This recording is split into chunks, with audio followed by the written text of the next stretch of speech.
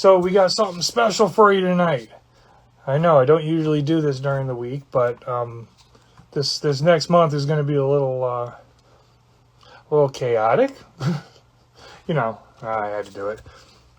But so yeah, we got a lot of good stuff going on, a lot of special stuff going on tonight. For those of you here, for those of you who will be watching this afterwards on YouTube, tonight we got a special presentation. Earworm Entertainment again. Earworm Takeover. It's a good relationship. You know, we've got lots of really talented people in Earworm Entertainment. Not the least of which is tonight's guest of honor, Jay Prophet. Got a new album coming out. If I can remember how to pronounce it, Kurishiro, I think. Yeah, I'm really bad. But we'll get into that and talk about it more later. He had something got hung up a little bit, so he's going to be just a little bit late. No big deal. You know, I understand. Life is what happens when you're making other plans. Probably said that before, whatever. So, in the meantime, we have other things going on I'm going to get to in just a minute. But, like, for example, I figured I'd let you guys know I'm going to put a schedule up pretty quick because we have so many things going on and so many people and special shows, special things, especially next month. Next month is going to be off the fucking chain because we've got, let's see, starting next Saturday, special Earworm Entertainment Garage Show. It's going to be awesome. Bradiful and I are going down to Rhode Island. Sedusa, whoop whoop. Sedusa in the house. So I was just telling everybody we got a lot of stuff going on. Our guest of honor is going to be just a little bit late. Got it covered. Not a big deal. I can handle this. I know how to talk. Sometimes I don't know how to stop talking, which is part of the problem. But I was just going over. We've got scheduling for the next. I'm scheduled right now through the end of September. And I've got more people that I need to talk to about that. So we're going to work on that. It's very, very special stuff, though. Next week, next Saturday, Earworm Entertainment Garage Show in Cranston, Rhode Island. It's going to be off the chain. Bradiful and I are going down. If you're in the area, you get the chance. I mean, even it's worth a 3-4 hour drive, whatever. It's free show, donations accepted. But, you know, they're doing it for the joy and for the love of it. And it's going to be the vast majority of the Earworm Entertainment family. Jay will be there. He's actually hosting it. He and his old lady. We've got, Canna CDK in the house. What's going on, brother? I was just talking about, in fact, I was just about to mention your name. How does that work? So, yes, obviously, Jay's hosting it, so Jay's going to be there. Canna's going to be there. Grim will be there. Protomorphic is performing live.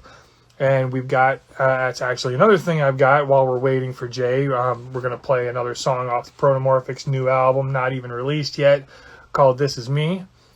Song I picked out is, I don't remember what song I picked out. Oh, it's You Know. That's right. The whole thing, I mean, it's an awesome album all the way through. What's up, Canna? So, yeah, we got lots of good shit going on. We've got, that's right, I was going over the schedule for the next month or two.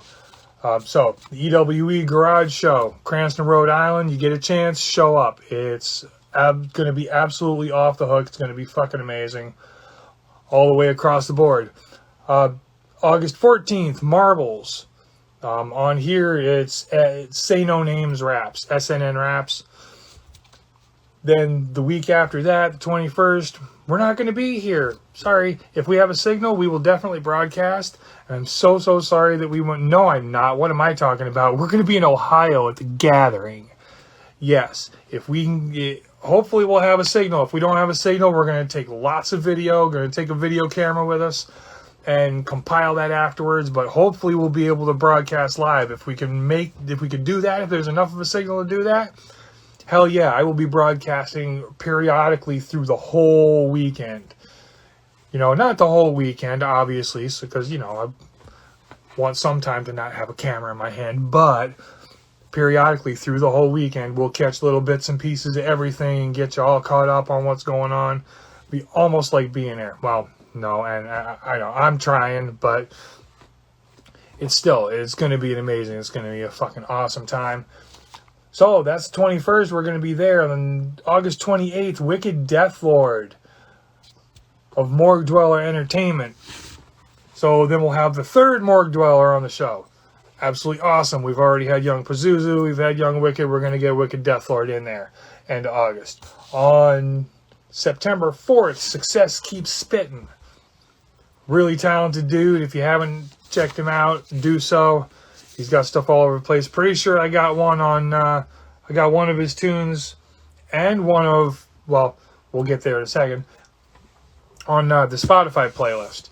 Might be one on the YouTube, not sure. But, so that's on the 4th. September 11th, Protomorphic joins us. Gonna be amazing. Already know that. Really, really talented, and getting ready to play another track from her in just a minute. I already said that. Said it again. Just so you don't forget, or don't think I forgot, because that happens once in a while. September 18th, DJ Lady Joker will be here. That'll be pretty dope. And on September 25th, Bobo LG, Success Keeps Spitting's other half. So we're going to have two from True Grime City here in September. We got Protomorphic, we got DJ Lady Joker, we got all kinds of good shit going on next month. And I might be sneaking a couple more in there. I'm not sure yet. I haven't figured it out. I might be doing 2 shows this week. The 18th is your birthday, though? No, you're not allowed to have a birthday. Oh, fine. We'll have to talk about that. But we're going to do something on right around there one way or t'other. So that's what we got going on there. And you're excused. Bradable says, for those of you who can't see the chat, excuse me. I'm like, I know.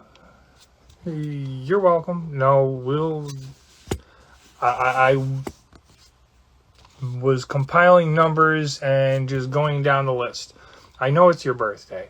I was keeping them completely separated, and I got you covered, baby. Yeah, nothing new. She's mean. She yells at me all the time anyway. So, in the meantime, we got that going on. What else? I had all kinds of other things. Oh, I might play a snippet of something else for you in just a minute. But in the meantime, I know. Yes, she knows I love her. She knows that my face is gone there. That was good. Hold your hand in front of the camera. Dumbass.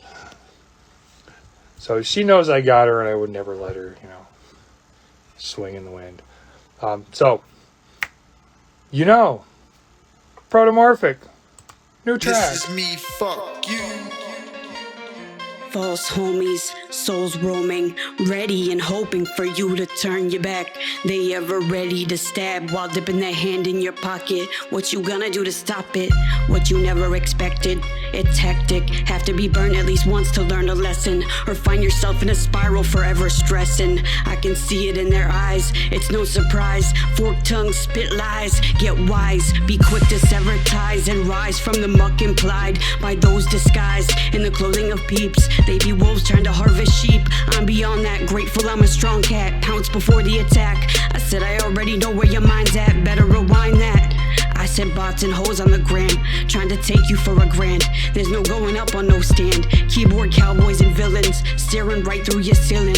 Low-key already know you're dealing, smile in your face, then lay you to waste. Fake ass friends, yeah, y'all some fake ass friends. Y'all fake ass friends. Yeah, you know who you are. Fake ass friends. Yeah, you know who you are. Straight fake ass friends. You know who you are. Fake ass friends. Yeah, you know who you are.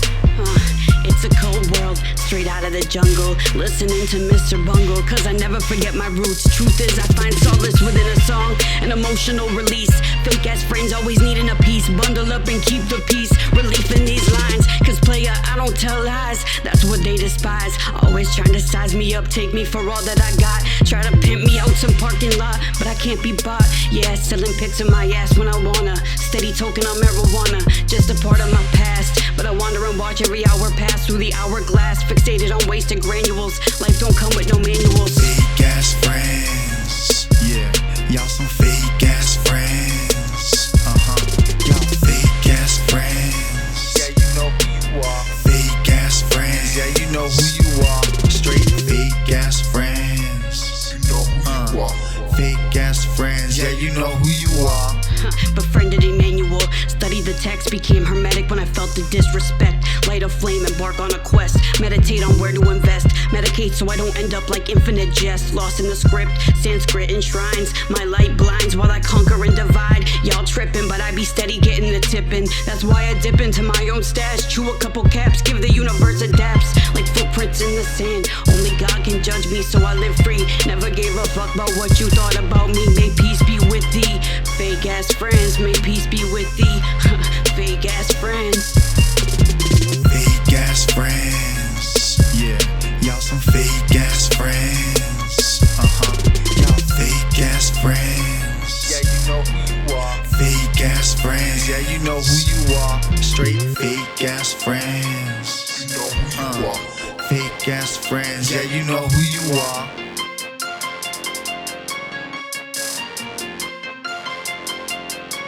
You know who you are.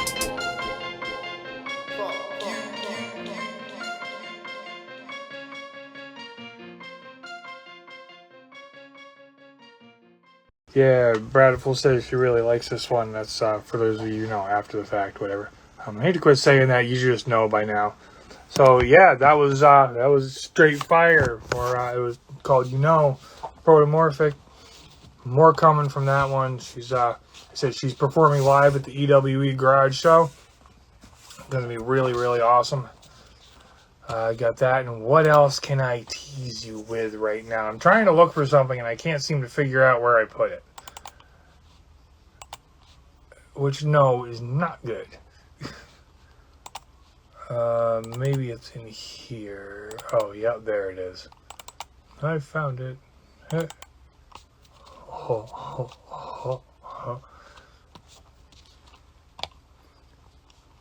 Let's see, so what have we got here? Well, y'all have already heard my part of the cipher. And yes, and for those of you who don't know, there's a cipher coming. We're really, really close.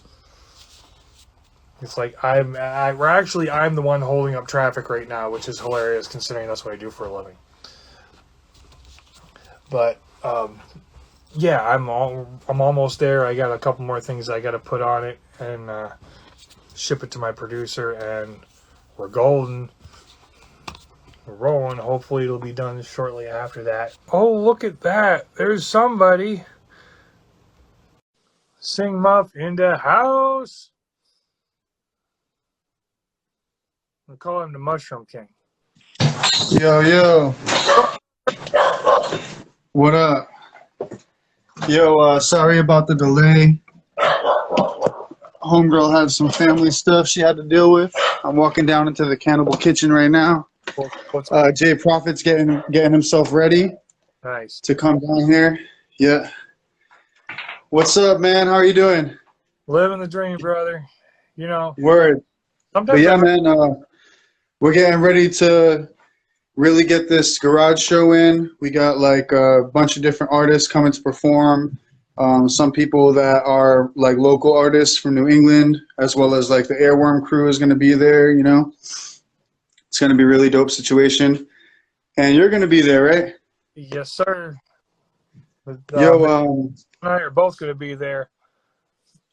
Yeah, so he can bring down them shirts if you wanted to work that out with him. I think he's in our chat right now. Yeah, he was. I think that Jay has some merch here too. I basically got some CDs, but I wanna hook you and Bradiful up with some CDs. So when y'all head out to the gathering, y'all can bring some CDs with you. You know. Yeah, absolutely. Whatever you want, whatever you want us to do, brother. We're going. Yeah, man. So when it comes to the stuff that Jay and I create, a lot of it's like really on the spot. I think the last time we got together, we on your show we played our basement rap chemistry lab. Yes. We got this other track called Dopeness Rising. Do you want to play that for the people? Yeah, whatever you want to do, brother. I'm down. I'm down with that.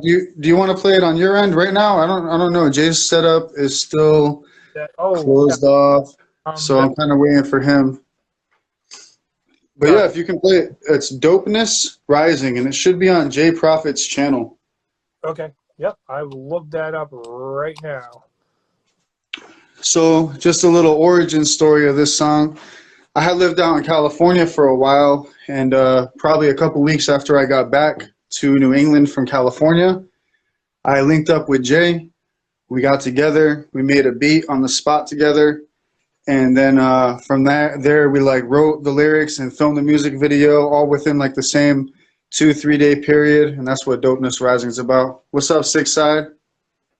Six Side, Wicked Cloud in the house. I'm waiting for my weed lady right now. Uh, Yeah, she should be here with the weed soon. I try synchronizing everything, but you know how shit goes. You can't have too many expectations because as soon as you start expecting shit, that's when you start reaching that disappointment in life. So you just kind of got to go with the flow. It makes it happen yourself. I'll admit it. A lot in my life. I'm trying to make up for it now, and I've got all of this to do, all at once, and still sometimes I get lazy, Word up. You need some reset time after a minute. I hear that.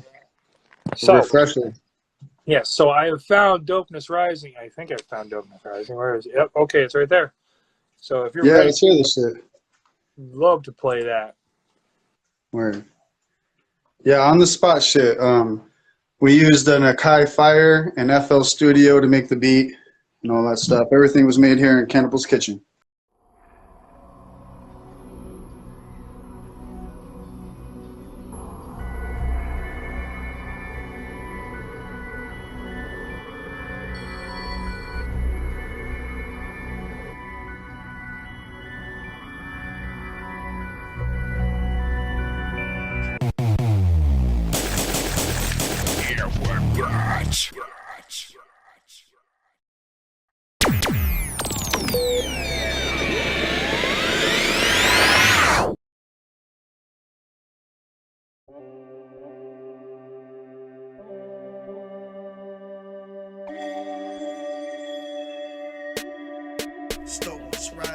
Yo, it's not surprising. When Rip and Jay get together, kid, it's Dopeness Rising. Make sure the vibe's not dying. Compose our own sound, skills steadily climbing. Two souls combining our musical energy. The way it's meant to be is part of my pedigree. It's fuel for my entity, I let it enter me. I rap to reflect who it is I truly be. I've been there and done it, kids. You in school and G. Yo, what up? It's Jay, Prophet and Grim. We stay high in our minds with this music, we love it. And every time we link up, we get music productive while talking on that green tree. Indeed, with this beat is a seed we collect to infect all the minds who are feeling so neglect. 2020 life shit, what the heck? This is here where bitch beats will break a neck. Underground flow, that's how we reflect. Sliding and we're vibing to these earworm beats. Testing the limits of our mind with our speech. Put it in your ear, yeah, you know we got that reach. With a movement in the streets, you can feel it in your feet. This is basement rap, straight born to slap. Proper decay and attack, Grim and Jay on the track. Never do we slack, making beats back to back. Smoking chewy to relax, you know where my head is at.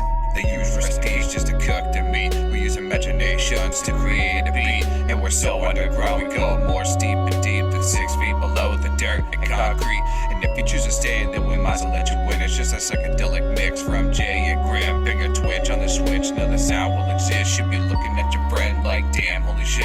We're making bodies rock in this beat on the spot. Created, produced it, we shit you not. And we smoke so much pot, we make a cop say free stop, hands to the air. yeah, you're not from this block.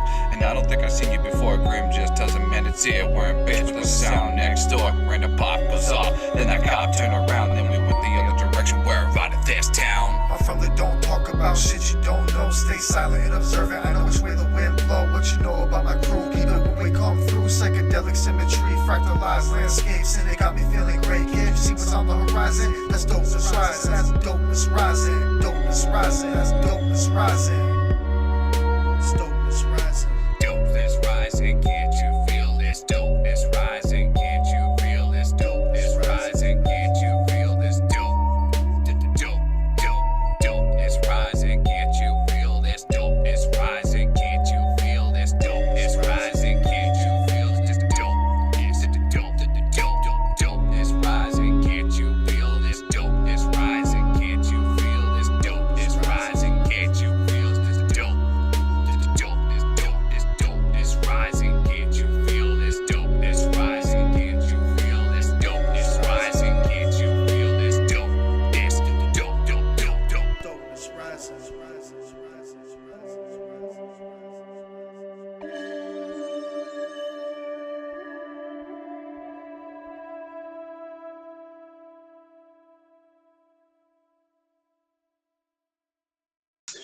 Yeah, man. We made that song pretty quick, you know. We just kind of threw the beat together, and it was kind of like a welcome home type shit. Yeah, that was pretty much everything you have been on has a very cosmic feel to it. Word. Yeah, I like to the thing is, some people when they make beats, right? Sometimes they're just putting loops together that are pre-made, for one thing. Or they're like composing that shit and using like presets and stuff like that. What I like to do is I like to like make my own sound. So I do like sound design. I go into the DAW, and that's a digital audio workstation for those who don't know. I got a license for FL Studio. I got a license for Ableton. I got a license for PreSonus. I got a license for Pro Tools. So I work in these DAWs, and when I go into them, I open up the VST, which is basically the virtual synthesizer instrument. And in the list of presets, there's also a thing that says default. And default will typically be like a sine wave. It'll just be like, ee. Yep. And that's literally the sound that made every other sound on the system, you know, on the instrument. So I tweak it out, and I make it my own. I make my own sound out of it, or I'll even find a preset and I'll make that preset my own by really like tweaking it, making it sound how I want it to sound, and that kind of stuff. So I kind of like purposely have that like spacey vibe in all of my songs, you know. I try to do layers too. I'll do like different two different strings playing like one's playing a melody, the other one's playing a counter melody, and I'll pan them one to the left, one to the right, and it creates like a whole third rhythm in the head. If you just like, if I were to give you the stems and you just focused on those sounds, it creates like a third rhythm right here. So it's like, I don't know. I like to fuck with people's heads with the music too. You know? Yeah, and that's what makes it so good. That's what makes it so unique, you know? Yeah, I fuck around all the time, bro. Like sometimes like part of my morning, like when my son is asleep and I'm the only one awake, part of my morning is just fucking with sounds, you know? I'll open up without even the intention of like making something to rap to, or like making something I'm gonna put out there on a beat tape or some shit. I'll just get in to one of my DAWs and I'll mess with some sounds. I'll probably like put something together, and to me it's kind of like an exercise, you know? That's like my morning cannabis and coffee comes with some like composition too. So it's the triple C in the morning, my cannabis, coffee, and my composition, you know? Yeah. And some of those will see the light of day. Sometimes they won't. There's actually a time where I impressed myself recently. I made some beat. I was just like fucking around in the morning, and I hit up Jay and I'm like, yo, dude, are you working today? He's like, actually, no, my boss said that I don't have to work today. I just got to be on call. I'm like, yo, I got this beat. We got to rap to it, you know? So I head over and bam, doop, doop, doop. We throw that shit together, you know? Always happens that way. Yo, we have a mixtape coming out. Yeah, Mixtape 5. about that. It's kind of like something that's in the works right now. People are, we're gathering tracks to put on it and stuff. One of the things that I like to do, because like sometimes, with mixtapes, it's usually like people from a collective will throw songs they already made on it or whatever from like albums and stuff to promote their album or whatever. I love to do just like an original track that is for the mixtapes, I've been on every Airworm mixtape except for the first one. So I've been there from mixtape 2 to now, You want to play one of the songs from the last mixtape that I made? Sure. Is it, where might I find that? Hello, baby. Mm. What up, Brotherful? Yo, I believe that you can find it on my YouTube, the Grim Sing Muff YouTube, and the song is called Mashed Taters. Mashed taters. Okay. Mashed taters. Got Yeah, we got to be healthy out here. We got to smash them taters up, throw some motherfucking gravy on them bitches. Yes, sir. We, the ones I like gotta put some garlic in there. Garlic and butter. Kenna was saying when I rap, it stops the audio for the track, so I'm going to try to keep my mouth shut this time and just let the song play. Yeah, I actually, I think about that every once in a while. I try and keep my mouth shut and let people talk, but when I don't, I know it probably cuts it out, and all apologies. It's really No, it's all good. I'm new. I'm completely new to this stuff. This is like, probably my 5th live stream I've ever done, and this is only my 2nd time ever doing it on Instagram, so. Oh, nice. Well, see, this was a new thing for me too. I did a couple little test runs, just kind of hanging out and talking to people, and then I actually, fired the gun, and it's been every week. And now, sometimes it's more than once a week. Word up, word up. Yeah, I love what you got going on, bro. I feel like you have a dope formula, and I'm happy to be involved with it, and I'm happy that my crew is involved with it too. And I feel like, all in all, like with the power of No Haters and the power of Airworm Entertainment, we could do something really dope for New England. Cause like you're the press, bro. Like you put us out there. Like you get us, all us different artists that didn't know about each other before, that are connected through you. That's a special thing, bro. We got homie Six Side from Los Angeles. We got homegirl Seduce out there in Kentucky, and all your New England boys now. You got an army, bro. Yeah. We got Fames down south. We got Zuzus down south. Everybody. The Reckless Intent. They're out in Minnesota. Word up. Yeah, that national shit. You got like this underground army, bro. You're the press. You're important to us, One-man street team. Straight the fuck up. In this digital age, bro, what you're doing is gold for us. I respect that, bro. I love all y'all, too. For real. Because this is awesome. This is for me. It's like, part of it's, I started out just doing, we had this conversation probably a few times, but for those of you who are here and haven't heard it before, I started out just doing this because, oh, this is cool. And, oh, look, I can repost stuff and I can comment on it and I can do this and I can do this. And it just kind of flowered and then exploded. Word up. Did this mushroom cloud thing. This is awesome. I was before you showed up, I was telling everybody I got scheduling out through the end of September right now. Protomorphics on the 11th. Oh, nice. Word. Yeah. That's cool. Yeah, August is all clogged up. I got all kinds of stuff, but I'm willing to do like stuff like this. And y'all who are paying attention to watching this, and I'll post this at some point anyway. I probably may actually make a snippet out of this, whatever. So anyway, I'm rambling. All good, bro.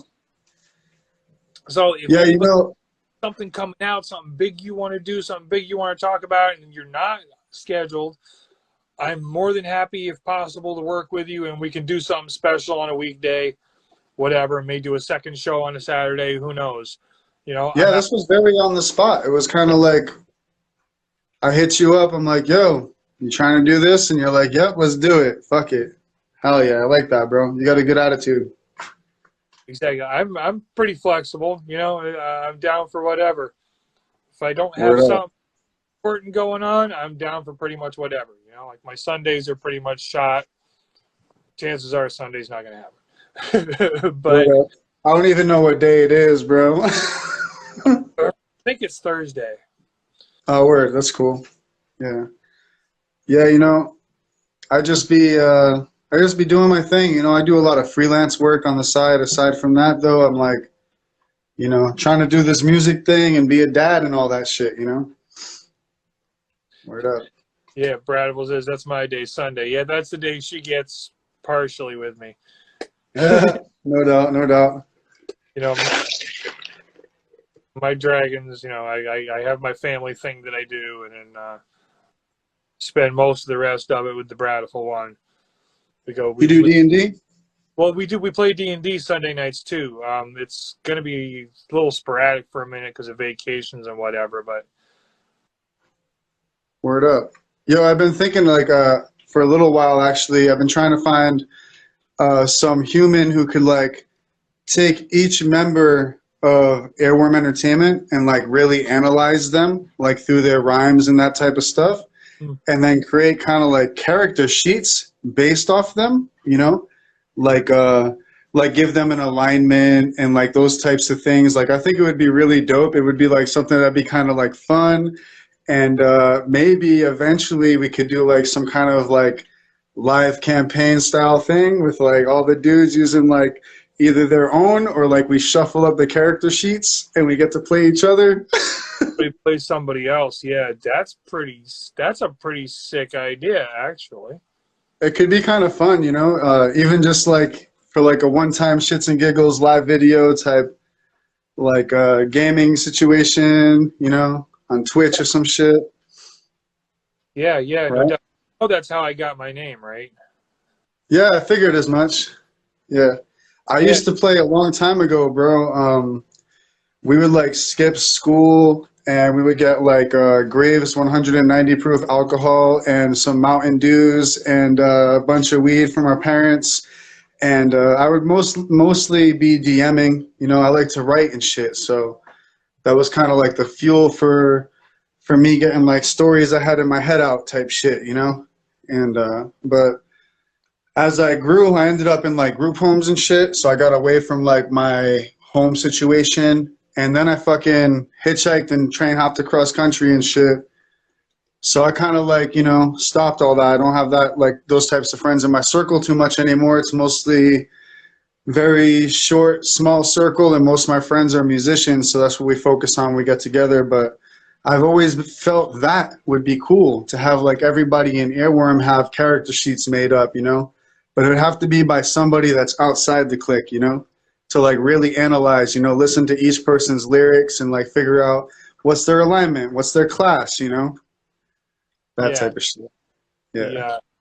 Definitely need a completely objective point of view for that. Yeah, for sure. 100%. Yeah. It's easy to like cloud yourself with your own egotistic delusions about who you may be. But to have someone from another perspective do it is dope. All right, cool. Yo, homeboy says he'll be down here in like 15 minutes. He's still getting ready, you know? Cool. Yeah. Awesome. So, you want to listen to some mashed taters? Yeah, let's listen to Mashed Taters. This is my first country song, y'all.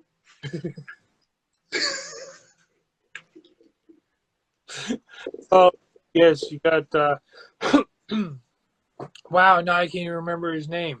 You see, you got samples from. What was his name? The one on Blue Collar Comedy Tour. The one who was always drinking on the stage. I knew you were talking about them comedy cats, right? Yes. I can never remember for some reason. But I don't know. He was always one of my favorites. But anyway, so no more comedy for me for today. I'm cut off. Matt? Let's do it.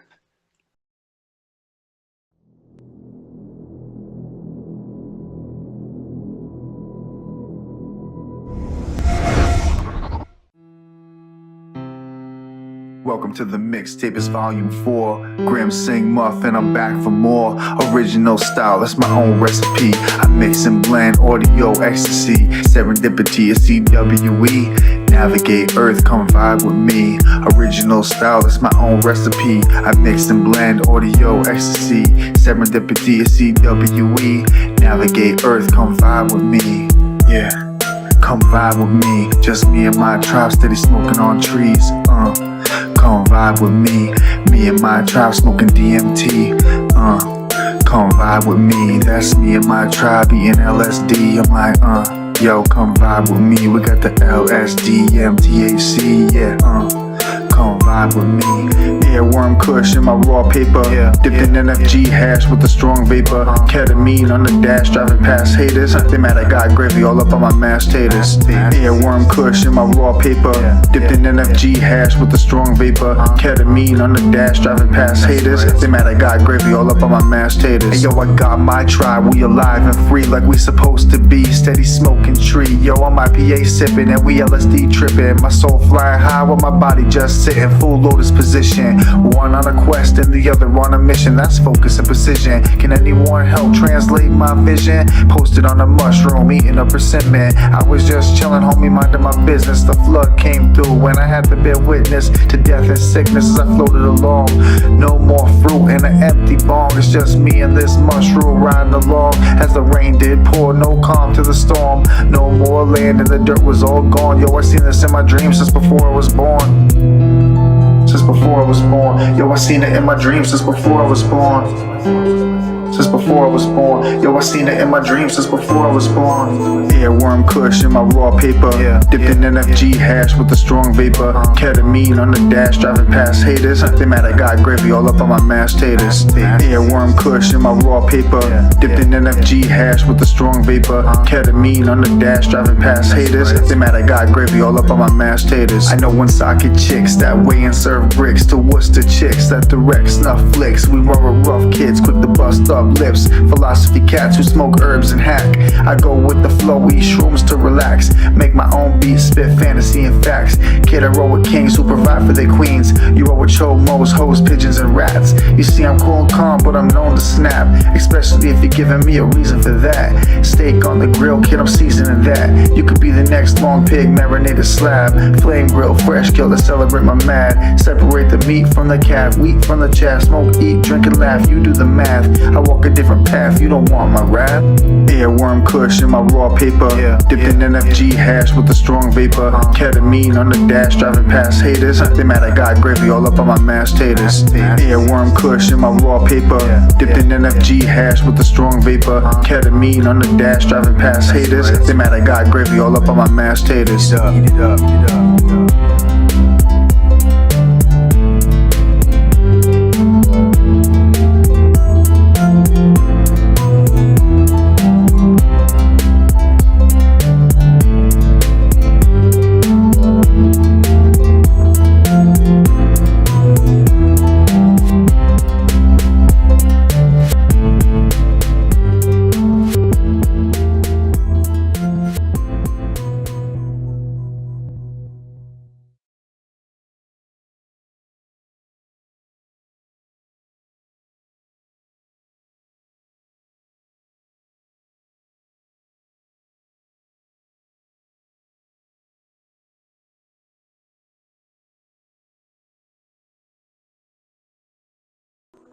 Yeah, it's mashed taters right there.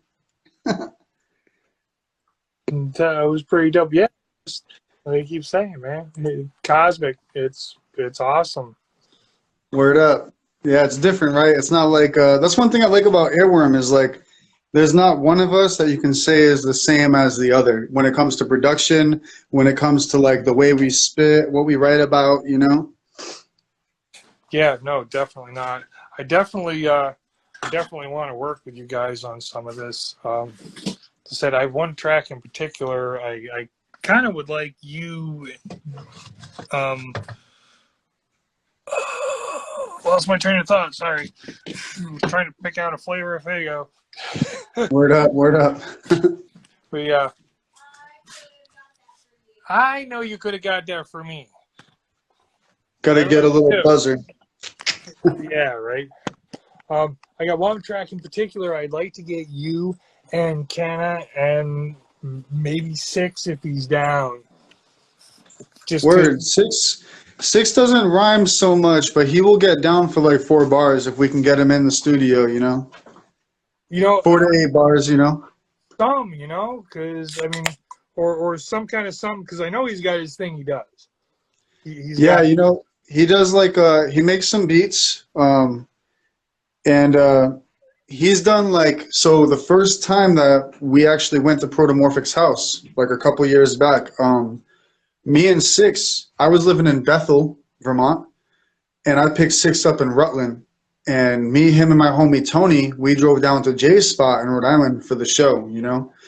And I met Protomorphic there. We were chopping it up. We were freestyling, ciphering in between everyone's set. Anytime I didn't have to be anywhere else, I went right back and we were ciphering, you know? So the next day, me, Tony, and Six went to Homegirl's house. She cooked us up some steaks and shit. And when I did my verse, Six did the backing vocals on that track. Nice. So that's one thing I really like to do with his voice is I like to have it layered kind of like in the background. But I feel like he would definitely be down to do like 4 to 8 bars. You know, we just got to get him in there. That's it, you know? yeah, you know, something. So yeah, so you see here again, here's an advantage to actually showing up and coming and hanging with us live. You're gonna get a little bit of a spoiler here. So this track that I'm doing that I want you guys on, the reason I want you guys on it is it's all about living in the 802. Okay. And I know you have lived here. I know Oh, yeah. you love it here just the same way we do. Straight up. Canada's deeply ingrained and broiled. Six has been here for quite a while. Yeah, man. I think it would be dope. That's what I'm looking for. And again, actually, we might have to talk about a beat for that one too. I'm looking at some kind of a beat for it plus some acoustic guitar work. Okay. I think that I can actually make that happen. Awesome. How complex do you want the acoustic guitar to be? Do you want it to be like kind of strumming? Do you want it to be like a skanking style, like reggae, or what are you thinking? We're talking, oh, excuse me. Fago. Gives you gas. No. Gives you gas. Keeps you running. No, nothing ever bad about Fago. Don't ban me. Don't ban me. Anyway. No, so I'm thinking something. A lot of the roots up here, because of where it is, there's, you know, I mean, you've lived up here, you know, it's like bluegrassy, whatever, but yeah. I'm looking for something kind of like a boondocksy feel. You know, you've heard Boondocks stuff, right? I have not. Oh, go check out Boondocks. He's absolutely awesome. I mean, all of his Harvest, but the last two, Crimson Crow, and the one before it was Liquor Lies and Legacy. Liquor Lies and Legacy went back to his roots. There was a lot of acoustic work on there. There was a lot of like down home southern like country rock feel to it. That's kind of what I'm talking about. So from me, except not southern so much as north. Yeah, I understand that actually, because not only just from living in places like Vermont, but also living in Northern California and living in Oregon and out there in Tennessee, New Mexico. I've actually fell in love with bluegrass and that style of music, and like the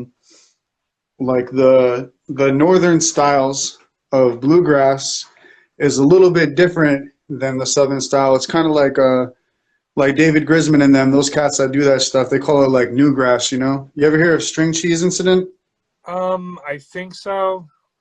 It's a hella dope. Like, they're from like Colorado, I believe.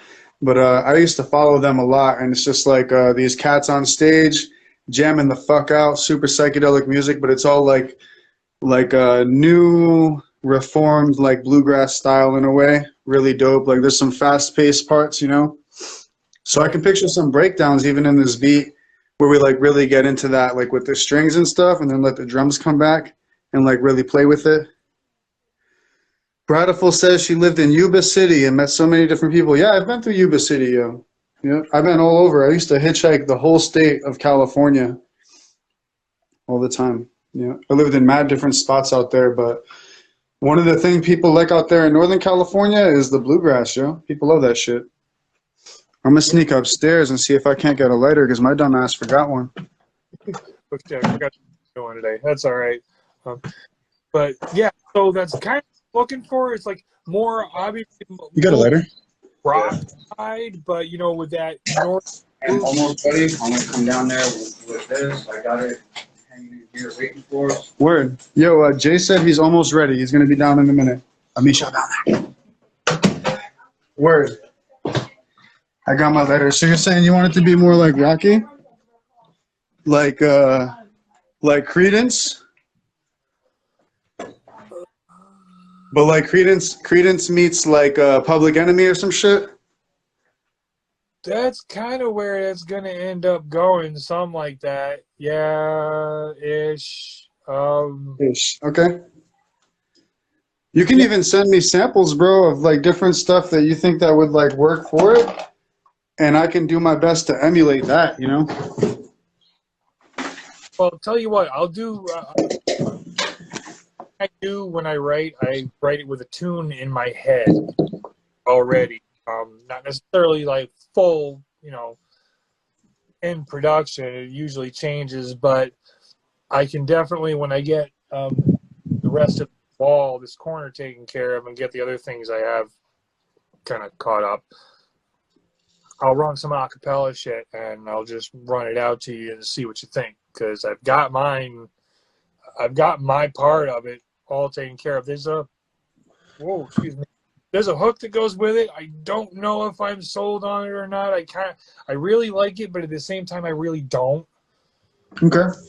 If that even makes with that, though, we can even turn that into a bridge. It doesn't have to be the hook. You know, we can break down one part and we could have that vocal section be just the bridge, you know?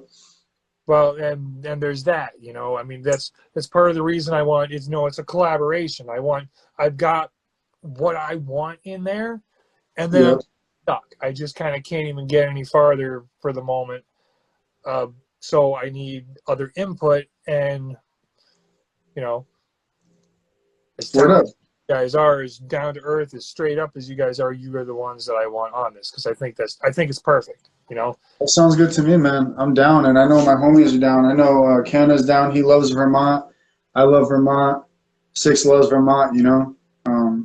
It's pretty much just a matter of me getting up north and then Canna coming down to Rutland, you know. And I'm sure that we can make all that happen, you know, because I'm sure Six is down. I don't know. He works weird hours and shit.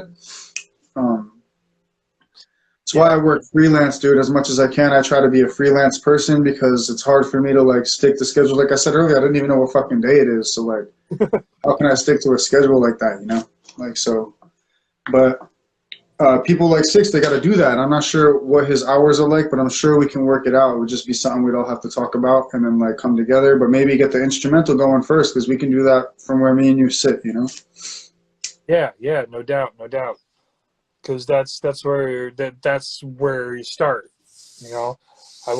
It's like I want it to start out kind of more strumming and kind of low key, relaxed, chill, and then it kind of like a tiny little like bar or two break, and then it amps up. Have you heard our song "Heads of the Hydra"? Maybe. Yes. So Heads of the Hydra is like, it's got like a bunch of verses on it, and each verse has like a different style of beat. So I created the beat, you know, and like it begins one way at one tempo, and it changes each time a new verse comes in. It's a new tempo and stuff like that. But in the center of it, there's a guitar spot, right? And I think it's like DMK's part. He's spitting, and there's a guitar playing. And then like there's a bridge where it's kind of like a guitar solo, and it gets really gnarly, like really fucking gnarly. I was playing it on a MIDI controller, you know. Because I have emulators for these things, like real sounding, even like the sliding of the fingertip on the acoustic, you'll hear that on this. It's that good, you know? Because it's like the emulator is made with real sounds, like the samples are real that it was made with, you know. So I like play it out, and then it becomes like a slower tempo. So it goes from like this one tempo, it's kind of high, into like this crazy gnarly tempo, into like a really slow tempo, but the guitar's still going, and that's Canna's verse right there. So you can hear some of my what I would say is like digital guitar work in that song there. Okay, yeah, I'm gonna have to listen to that again. I mean, I haven't heard anything by any of y'all that I don't like. So. That's dope. Oh yeah, Boondocks. I wasn't even thinking. Boondocks is right there. Oh, word. Okay. I thought that was the Crow at first in the background. Yeah, yeah. Okay. Well, his thing is he's the Scarecrow. Okay. That's cool. Word. Word. Yeah, man. You can send me music anytime too. You know, when it comes to like, when it comes to music, bro, I'm so open. Like, I love music. So anytime you want to send me something you want me to hear, I'm open to it. Like, yeah, I never really turn it down. You know, that's one thing I love is like about traveling. When I travel all over the place, whenever I meet new people, I want to hear what the fuck they listen to. I lived in this one commune in Santa Cruz, California, and we had people from all over the world always come through because we were on like couchsurfing.com and woofing.com or .org or whatever. So we'd always have people coming through to the commune from all over the world to come to Santa Cruz to live with us for like short periods of time. And I'd always have this hard drive, and I'd be like, yo, any music on your computer, fill this thing up, you know? So I'd have like Hungarian folk music. I'd have like stuff that cats be listening to, like Australian DJs and shit like that. So I get into it, bro. You send me some music, I'll definitely listen to it, like with an open mind and all that stuff. Have you heard of and I know you've heard of The Who, but Oh, fuck yeah. But there's a newer band, The Who. It's H-U, and it's not anything like them. No, I know about them, bro. I know about them. You I know about actually sampled them. So I used to make like beat tapes with this collective called Goat Beats. The homie Nablins was in the chat that we had last time from Goat Beats. But anyway, I used to make these beat tapes where I would like sample different music. Homie plays a song with this instrument that has 2 strings, and he plays it with a bow, and it emulates the sound of a horse almost. It's like a horse whinnying and neighing when he plays it. It's like really crazy. But that band, The Who, homie has this set that he did that acoustic where it's just him throat singing and playing that instrument. So I took samples from that and I threw it in this really funky fucking song, bro. I don't even remember the name of the song, but if I do find which one it is, I'll send it to you. Because I used to get really high and chop up these samples like Tripping on L and stuff like that. I chop up these samples and do this like recontextualized music where none of the sounds were sounds I created, but I would like take a snare hit from a Led Zeppelin song, some like weird vocals from a Jimi Hendrix song, and like all this other music, and converge that into like one tapestry. I'm Jay. I am one of the mass musicians from Earworm Entertainment. First of all, I'd like to apologize for being late and everything. I had a lot of, full-time job and getting out kind of late, plus traffic, and had to deal with the wife and everything. And I really did my best to try to make it down here by 6 o'clock, man. We're holding it down. We're holding it down. Oh, good. And I got to punch the clock every day to do all this, and family always comes first. Fuck yeah, man. No, I appreciate this too, because it's been about probably 2 years since I've actually had like an interview outside of like the whole Earworm projects and anything like that, you know. And just new material has been being worked on, and it's going to be coming out in about like late November, early December of the album, my second album, Chiaroscuro. And shit's popping off. You know, my first album, I had a lot of help with Canna CDK from Earworm with this, and this album that I'm currently working on right now. Me and Grim already released a music video. That's one of the collabs that's going to be on that album, called Dopeness Rising. And this whole album, I'm just taking a lot of control for everything that it just involves just straight up me. There's going to be no help with Canna CDK on the audio mastering, nothing like that, though. It's just going to be straight up my beats, my music, just only about 2 collabs that are going to be on this album. One, Dopeness Rising with Grim Sigma. The other one is this song called Karma Code, which is a collab between me and Canna CDK. And this track will have about 17 tracks plus a hidden track, which I do my own hip hop cover of Blue. If you heard of the song, it's called I think it's called Eyes on Fire from Blue Foundation. Have you ever heard of them? No, maybe, but it's not ringing a bell. Yeah, no, but I took that song and I took the piano. And I basically only mixed with the piano of that song, and I silenced all the beats and everything for it, and I end up producing my own beat to go along with that song. Word up. So that's only probably the only cover song I actually have on that album, and it's only going to be basically a hidden track. It's going to be released on YouTube, and as soon as the album comes out. Because for the digital platform, I don't plan on putting it along with the digital platform. You only can hear it through a YouTube selective, and only if you buy the physical album. And that's basically it, you know. Secret track style. Yes. Oh yeah. Yo, Jay, that track that you were just talking about with you and Canna, that's Whoop fam. That's like a almost like the sequel to Suspect Zero, right? A little bit, like that? yeah. The song is a sequel to Suspect Zero. The song itself is basically about you know, playing your cards right, and you know, playing along with a karma code, no matter like who you deal with and everything, and you know, and that song really reflects on, you know, just playing your cards right. Watch out for like the people that you encounter in life, and always play along with a karma code and never against it, you know. Straight up. And it's basically all about like having like a gut feeling about somebody, if you know, if the person is playing you wrong or anything like that, and just know that karma is like on your left shoulder, watching everything that you do, and every wrong thing that you do, and every wrong thing that those other people do. And that song is basically always about staying true to yourself, staying true to your humble ways, and always just keep your eye out on, like, you know, people that come into your life that could possibly, you know, be toxic people and fucked up people, like, later on. You just never know. I'm not exactly sure where you're from, but over here in New England, where I live up in the city, I find it, you know, difficult to make friends around here and stuff, because a lot of people in the city, it seems like that they always take friends for granted and stuff. They don't value friendship the way my friends do that live out in the boonies and stuff like that, you know. It's just not the same, you know, and I totally always feel those vibes, and Karma Code is somewhat basically like that, you know.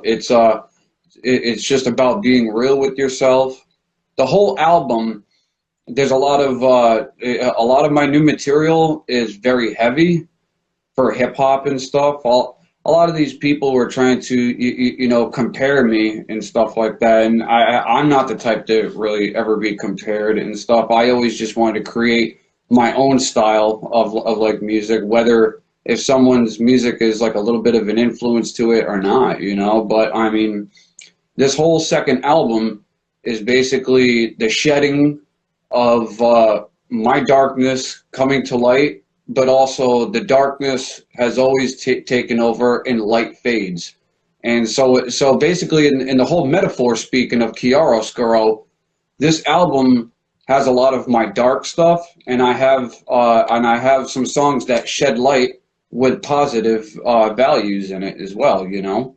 If you can What's that? That's a yin yang. Balance. Balance right there, yeah. The dark No, light. straight up, man. You know, you need both, no matter what, you know. I hope you don't mind. I'm going to be lighting up a joint as we do this interview or anything like that. Me and Grim just waited for our homie just to come by just so we could be able to smoke and stuff. So every little bit counts. And I was like in such a big rush to get home, get all ready for you, the people out there watching. What up, people? What up, fam? Whoop, whoop. Whoa. And, you know, and this album, it took me throughout the whole pandemic just to make this album because that was the year where I felt very lost and I was really confused on my surroundings, the world around me, and how people were living their life and stuff. And my music itself always has like a political argument because I can't stand the United States government. I can't stand politics. I can't stand how like they fuck with us and they use us as, you know, pawns, as puppets. It's all bullshit, you know. And my first album was basically me like puking, showing my sickness and stuff. And, you know, and now the second album is the aftermath of me puking, saying, all right, now that you saw the disgusting stuff, let me tell you a little bit about myself. Let me tell you a little bit about the darkest ways I can go to my lightest ways, you know? Straight up. And that's basically what it's all about.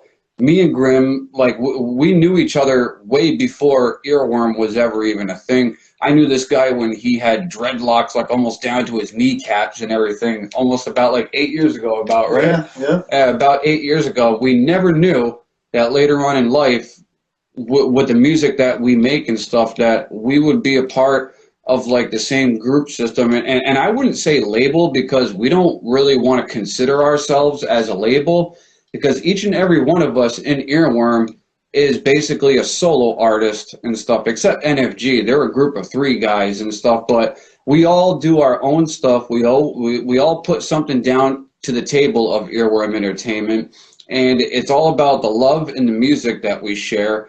And, you know, we're all about, like, our 100% realness. We don't really try to, like, what's the word? We don't try to, like, deal with, like, a lot of producers out there to produce music for us. We're all about, like, do it yourself and everything. We fringe upon, like, copyright artists and stuff like that. We don't try to copy anyone. We just try to be ourselves. We create our music in our own way. We all have different styles, but very all together, we are also very similar to each other, whether that our music is different and stuff though, but we all different pieces of the same puzzle. Exactly. You know, we all share a good combination of like an ultimate similarity, but we're all very different as well, you know? Yeah, I've noticed that all of you have your own style. Like Grim, I keep telling him, and he's probably going to get sick of hearing it, but everything he does has a very definite cosmic style, and it's absolutely amazing. It's right. I just honestly, I listen to Grim, and I want to chill. You know, it's very chill, relaxed music, and I want to chill and kick back and drink a beer, smoke a joint, and just kind of beat. Thank you. Hell yeah, man. And you know, Grim is that vibe, man, you know? And then you have Maniac Max, and then you have Canna CDK, and then you have you and NFG. And everybody's got, just like you said, you've got your own styles, but you mesh together so perfectly. You guys are a family, for real, for real.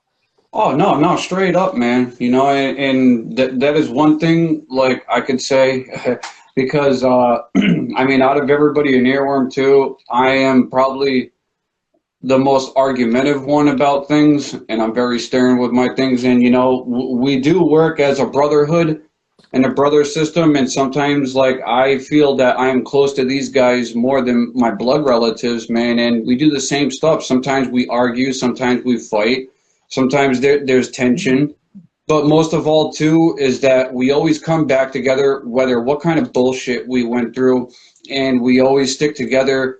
Not just, you know, not just for the music itself, though, but throughout all the people that we influenced with our music, too, because we reach thousands, too, you know, and now that we're worldwide, we still don't give a fuck about fame. because fame doesn't mean shit to us. It's all about our passion and the love that we have for this music too. And we're gonna keep doing this shit until we die. You know, we don't care. I'll be an old man, still looking creepy as fuck and stuff. Probably scare the hell out of my grandkids and stuff like that. But you know, the love and the passion that I have for the music that I create and the music that the other guys create, there's just, you know, I even look at it almost like a band and stuff like that, though, because we always get together before performing. We always talk about what we're going to do. We talk about our planning.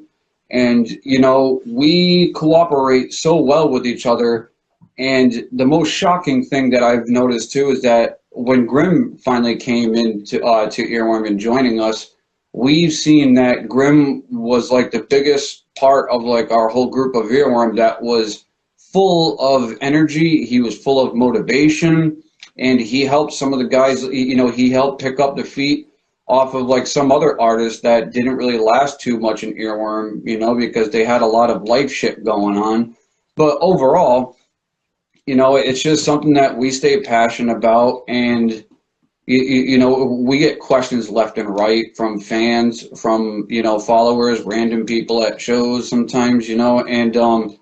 And right now, Earworm Entertainment, this other group of people called NEK, we're like the top dogs in New England, really just trying to hold it down in the underground scene. And Rhode Island itself too, the state that me and Grim live in, there is so much potential in our state, but there is like nobody representing the underground scene in Rhode Island at all. And me and Grim, like it's me, Grim, Rob You Blind, and us three, like that's it. Just me, Grim, this guy Robbie Blind. We're the only like underground artist like in Rhode Island that's like, you know, opened up for Twisted, that's opened up for Insane Clown Posse and stuff.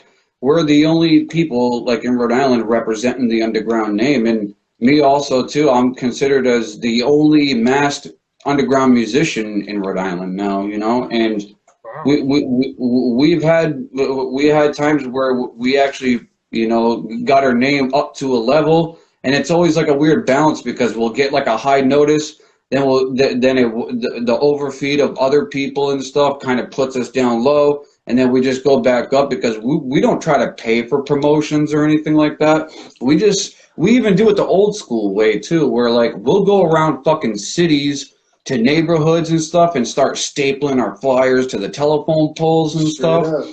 Yeah, I travel across the country often. I go from the New England area to like California and Oregon often. And when I do that, I take different highways, Highway 40, Highway 80, Highway 90. And every state that I go through, I make sure I hit at least one rest area, like truck style. And I slap up Earworm stickers with the QR code and that type of shit. So I really try to spread it. Every time I travel, Earworm travels with me, you know what I'm saying? Fuck yeah. Yeah, that's great.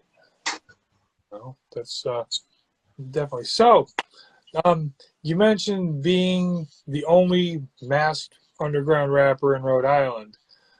Yes. And Grim mentioned you had a new mask. So tell us about the mask. This is the new mask right here. I went through, it was just, hold on for a sec. Sorry. That good weed. She got the good weed, I'm trying to tell you. Yeah. So this is the new mask right here. All this shit right here. Watch this real quick. Ready? I want to show you. You can turn the lid off real quick to get it really good. That's if I can get it. Get it? Yup. Oh, nice.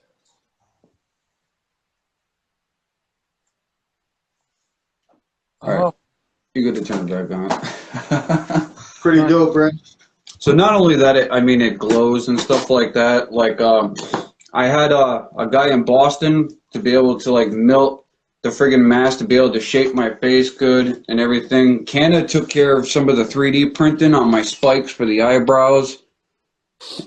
And for my third eye, I have multiple things of these, but I basically made it with Velcro.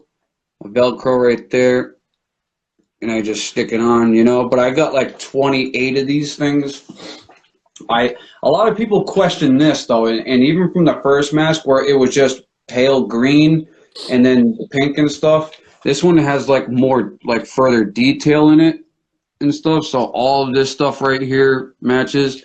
And these too. A lot of people are like, hey, what are those and stuff? Believe it or not, these are actually piercings. They are real, 100% real. I figured that they looked like real snake bite, you know.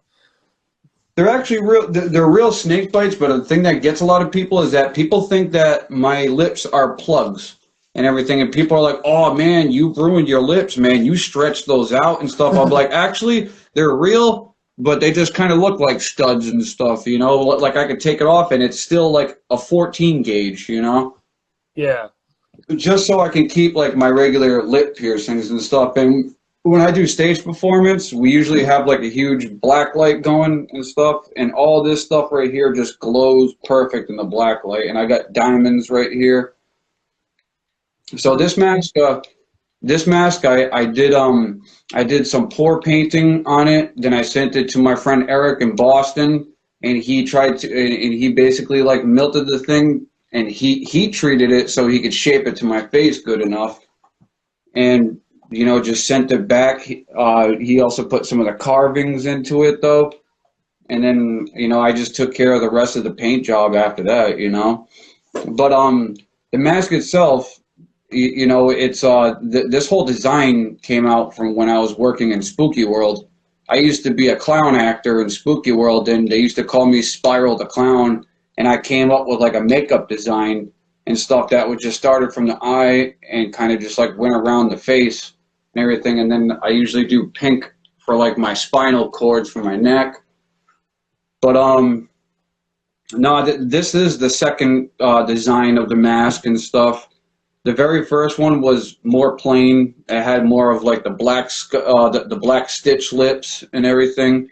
Never had like this up here, nothing like that, you know. So this is the new look, and I dig it. It's going along well with the chiaroscuro cover as a CD cover, because I'm getting half of my face like lit up like kind of like the black light, and this side has more of a shadow side to it. So you barely see anything except like my eye, you know. But the thing with just the mask too, you know, I've done plenty of shows without the mask. I've done a lot of shows with the mask. I've hung out during shows and after my set, taken my whole mask off, right? And I'll be in the crowd, and some people I would get reactions of some people just being like, "Yo, like, I want to see another artist like Jay Prophet. Like, where is he? He's not even at his merch table or anything." And the funny thing was, though, is that, like, you know, they were speaking to me, also speaking out loud in the crowd, and they didn't even realize that they were talking to me, you know? And I sit there without the makeup on and stuff and just think to myself, like, wow, like, this guy really has no clue that I am him, you know? And even if I was just like, "Yo, I'm Jay Prophet," he probably wouldn't have even believed me, you know?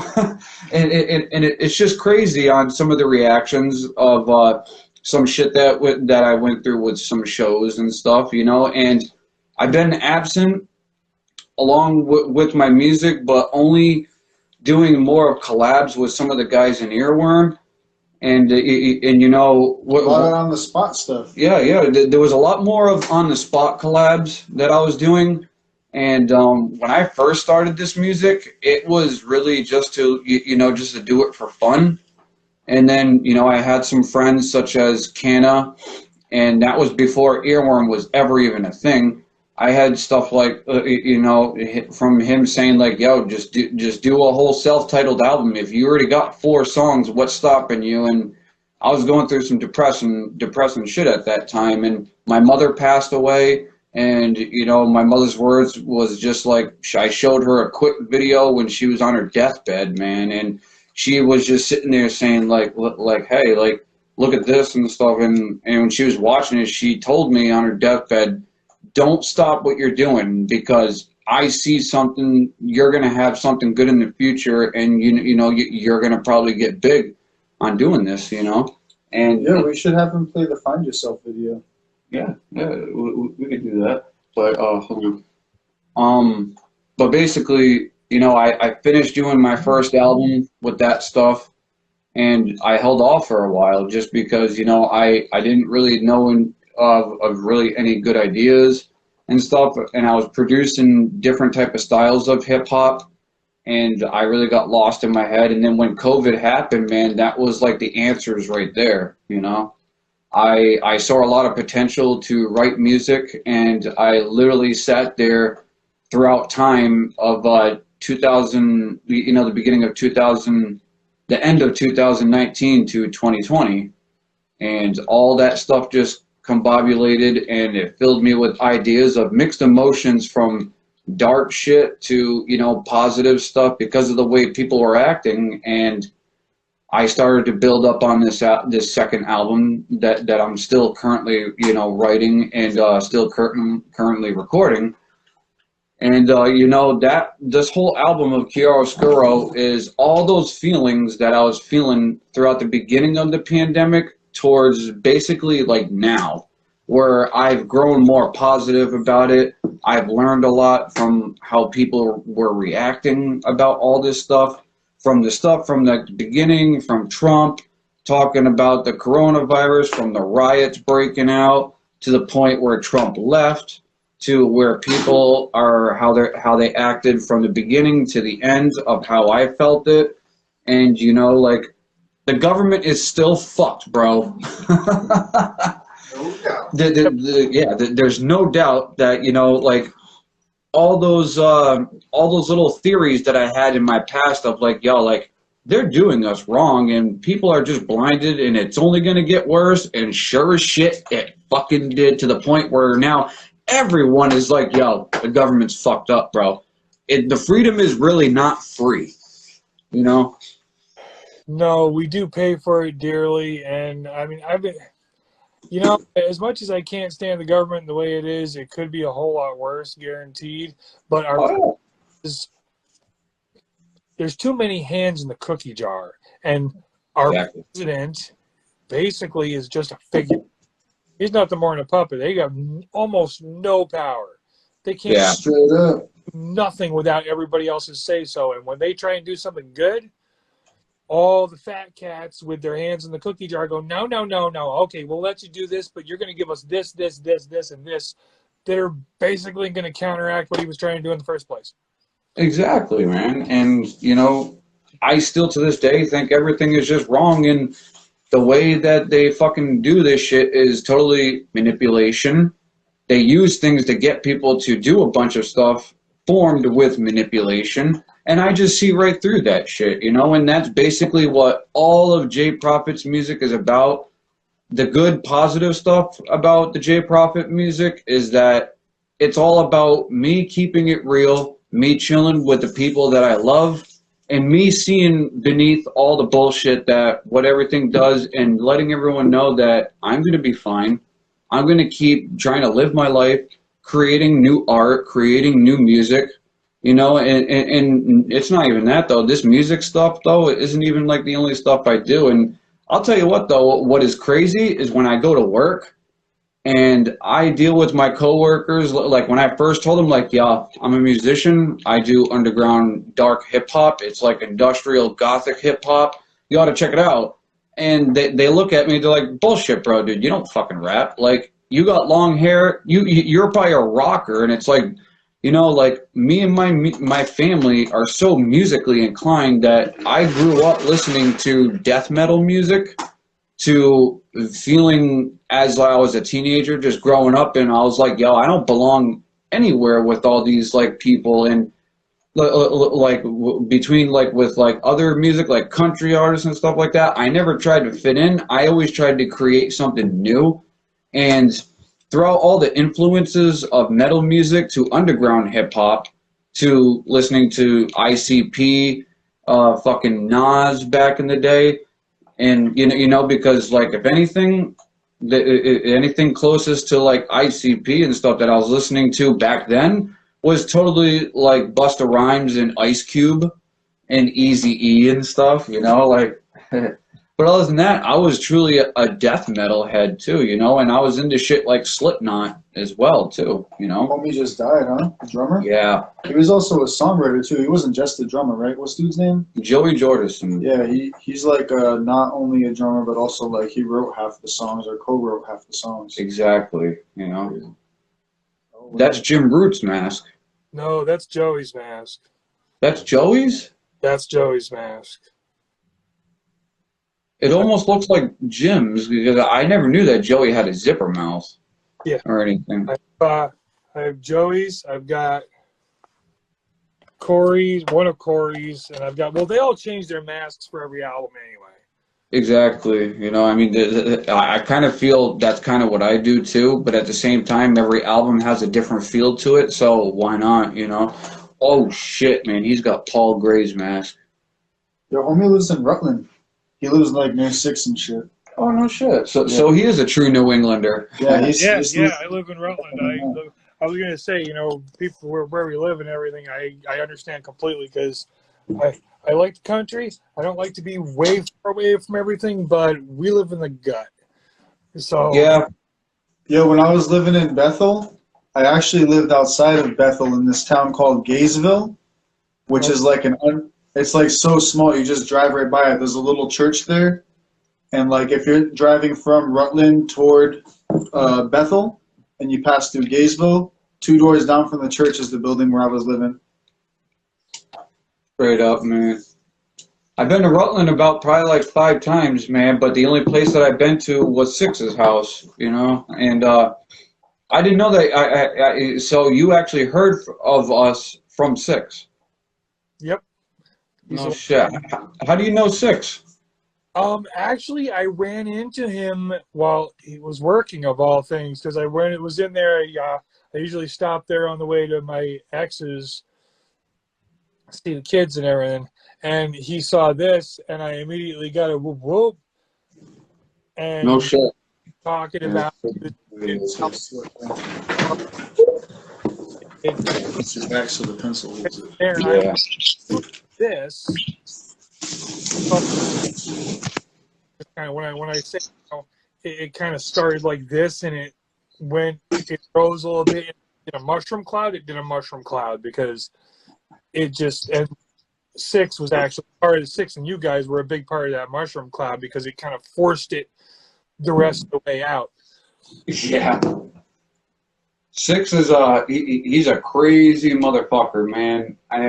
You know, and I love him so dearly. And you know that there's not a human being out there like him, man. He is totally his own entity, and you know me and Six, man, we are close to the point that you know if he's having a real shitty day, he needs someone to talk to. He'll straight up hit me up just to video chat me, even if we can't like be on the phone and stuff. He hates that though. He's more of a visualized person like me and stuff. So.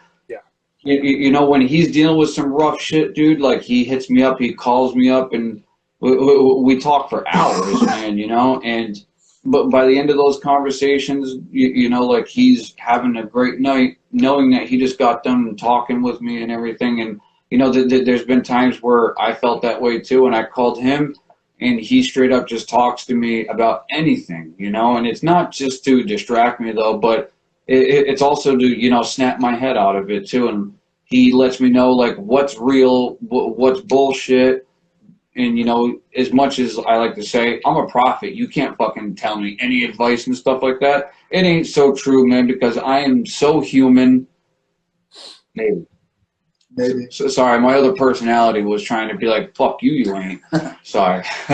Just trying to be real, though. No, but you know, long story short, we're just real as fucking. Me and Six have just always been there for each other whenever we really need to talk to each other, and that's all about the process too of like, you know, being a family of like musicians and to our brotherhood, you know. That's awesome. So, Jim, do you have a song that you want to perform for the live stream? Whether People always hate when I say this. It doesn't even have to be off KRS Hero. No. No, you good? No. I don't know. Maybe I'll save that for later, but maybe also I'll just send you a link to one of my music videos or anything. We could even play something now. We can play songs too. Like I was suggesting, you were kind of talking about almost the story that you spit about on Find Yourself. Yeah. So I think it might be dope if you play the video Find Yourself. I think it might be on the Airworm Entertainment YouTube, and maybe like flip your screen around so that way the people can see the video. But that's a song with me, Jay, and Canna. It was filmed in 3 states. My part was filmed in Mount Shasta, California. Jay's part was filmed in Rhode Island, and Canna's part was filmed in Vermont. Yeah. And the song's kind of like, Jay was talking about a time when he was depressed and shit. The song's like about that, it's like depression, the states of depression we feel, and like how we deal with it. And, Canna even leaves a good message for people at the end. I'm not going to like talk too much about the song. You can play it. All right, so assuming it's this one. Yep, Find Yourself. There we go.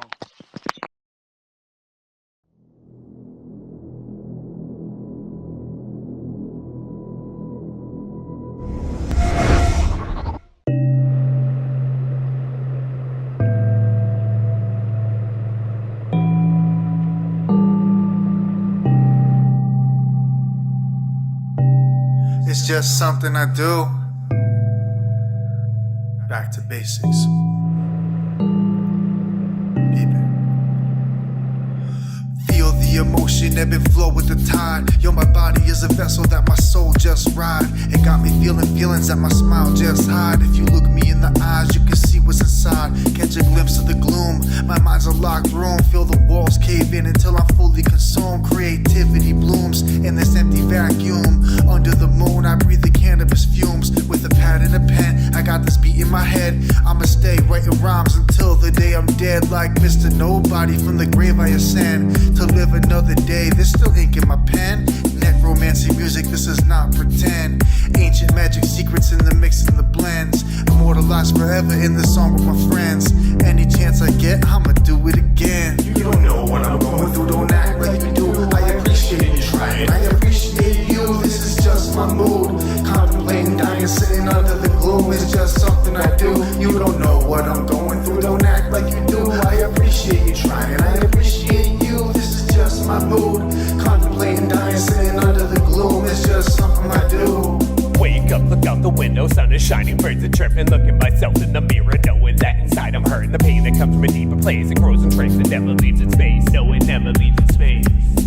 With chains trying to hold me down, trip me up and slow my pace, while others try to shake it off to overcome and pushing forward. Can't rain every day, and so they say, well I ignore them, cause in my mind most of the time you see the weather storming. With a smile on my face to hide the fact that I am more than trapped in this life cycle, feeling like I'm stuck in idle. Go from homicidal, suicidal, straight to my revival. Then it's time for step 4, which really brings us back to 1. Repeat the process over and over every day until I'm gone. But some days have rays of hope shining through the darkest cloud. They pick me up when I'm feeling down. The family we build, always there when you're down and out. You don't know what I'm going through, don't act like you do. I appreciate you trying, I appreciate you. This is just my mood. Contemplating dying, sitting under the gloom. It's just something I do. You don't know what I'm going through, don't act like you do. I appreciate you trying, I appreciate you. This is just my mood.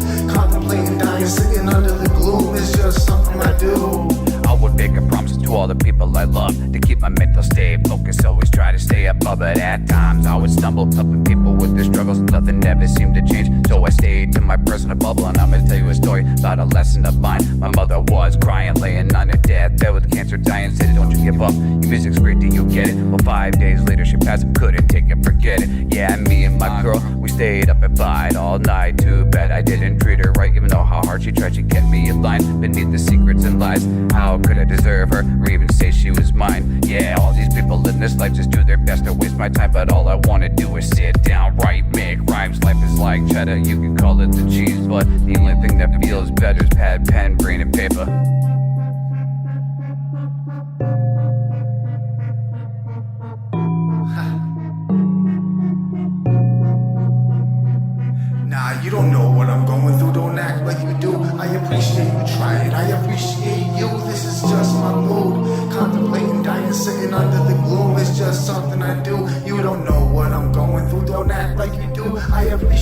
trying. I appreciate you, this is just my mood. Contemplating dying, sitting under the gloom. It's just something I do. You don't know what I'm going through. I appreciate you, trying. I appreciate you, this is just my mood. Contemplating under the gloom. You don't know what I'm going through. I appreciate you, trying. You, this is just my mood. Contemplating under the gloom.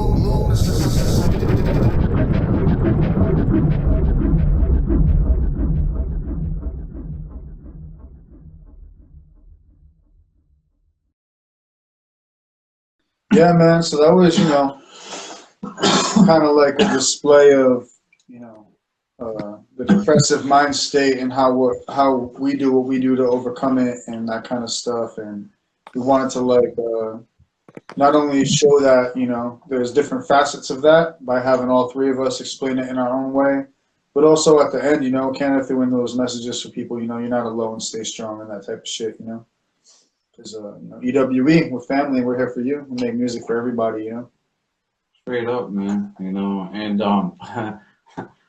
it was kind of funny because when we took care of some of the filming, all three of us were just staying connected, communicating with each other. He was about 5 hours in the past.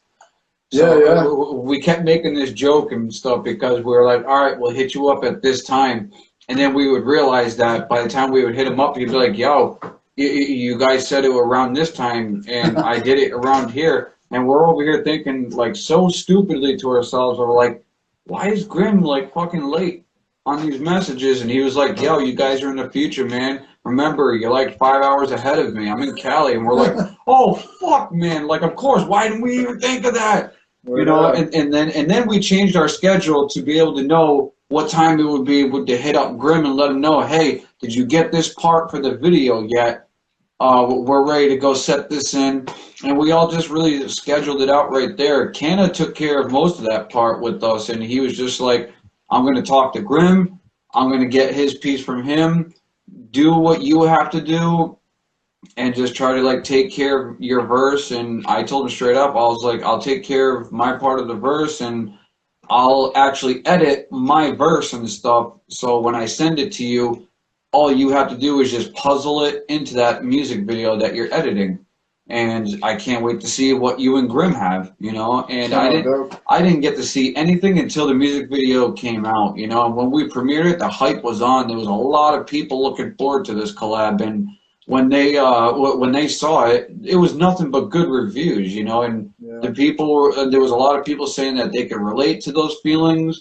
There was some people that were trying to be like, Jay, your part seemed like you were a little abusive and stuff, and I'm just like, what? Because I talked about a message of how me and my girl were always fighting, and the crazy thing is, though, is that a lot of people think that, like, hey, like, you're a bad person if you do this or something like that, though. But what people really ignore the most is that you're human, I'm human, nobody is perfect, we all go through problems.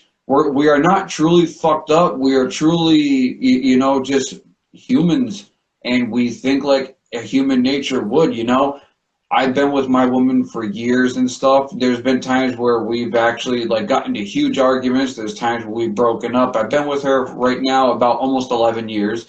We've been married now for 3 years, and, and we are both, like, way past, like, the shit that we went through when we first, like, hooked up. And she was a drinker, I was into drugs and stuff, and our relationship was not perfect. It was really terrible, and there's a lot of stuff that I've done that I've never thought in my life that I would ever have regrets, and same goes to her too. And, like, we both still grew from that, and no matter how much we both even tried to break up over the shit that we dealt with, we both still, we're both Juggalo fam, and no matter what, we just kept watching each other's backs. Like, even if we did try to break it off, it just still didn't work out. Like, she was obviously meant to be with me, and in my opinion, there's no woman that could put up with my shit like she does, because I'm totally just we're totally just out there too, and even as a performer, and Grim knows this too, that when it comes to being in a relationship and you're a performer and you do shows and stuff like that, it's not really easy too, you know, and not trying to brag, but sometimes women get real jealous of what could possibly happen at a show and stuff like that. And you know, sometimes it happens, sometimes it don't.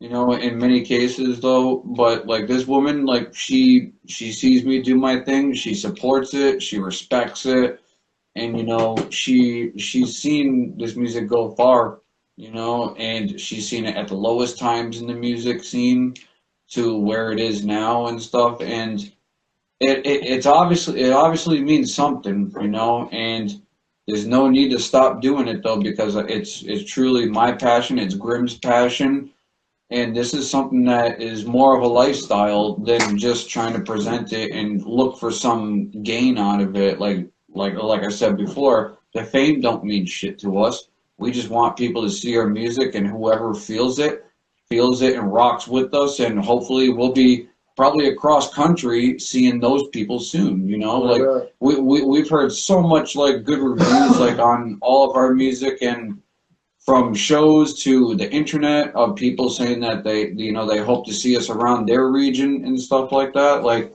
we're trying, you know. It's dope you bring this up because like the platform that homie has here, he just started this like podcast style thing, right? Doing these live streams and shit.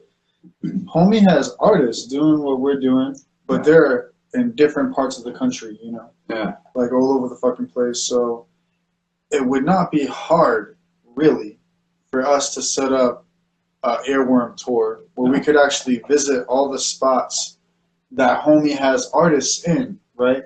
And do a show that's local to them and keep moving on to the next one and then on our way back here, you know? All the while, homie's doing the live streams of the show. That would be the dopest manifestation of Earworm, you know, and No Haters coming together, I think, anyway. That's my opinion. Yeah. Because I love to travel, bro. I got fancy ass feet, bro. If I'm not making music or like doing some shit, I'm pacing, thinking about like I want to go to the next state, or I want to see like the next forest or the next desert, or like, you know, the next beach. Like that's always on my mind. I can't stop that. My lady's the same way. So we're always thinking about how, where, when, and all that shit. We're always trying to travel. You know, if you look at, we're on Instagram right now.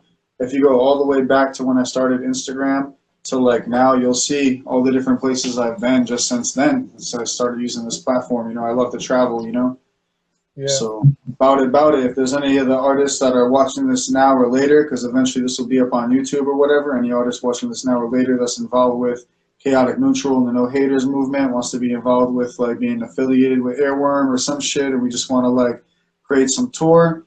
If you don't know how to book a show, we got homies that know how to book shows. We can work on booking shows from here to there and back again.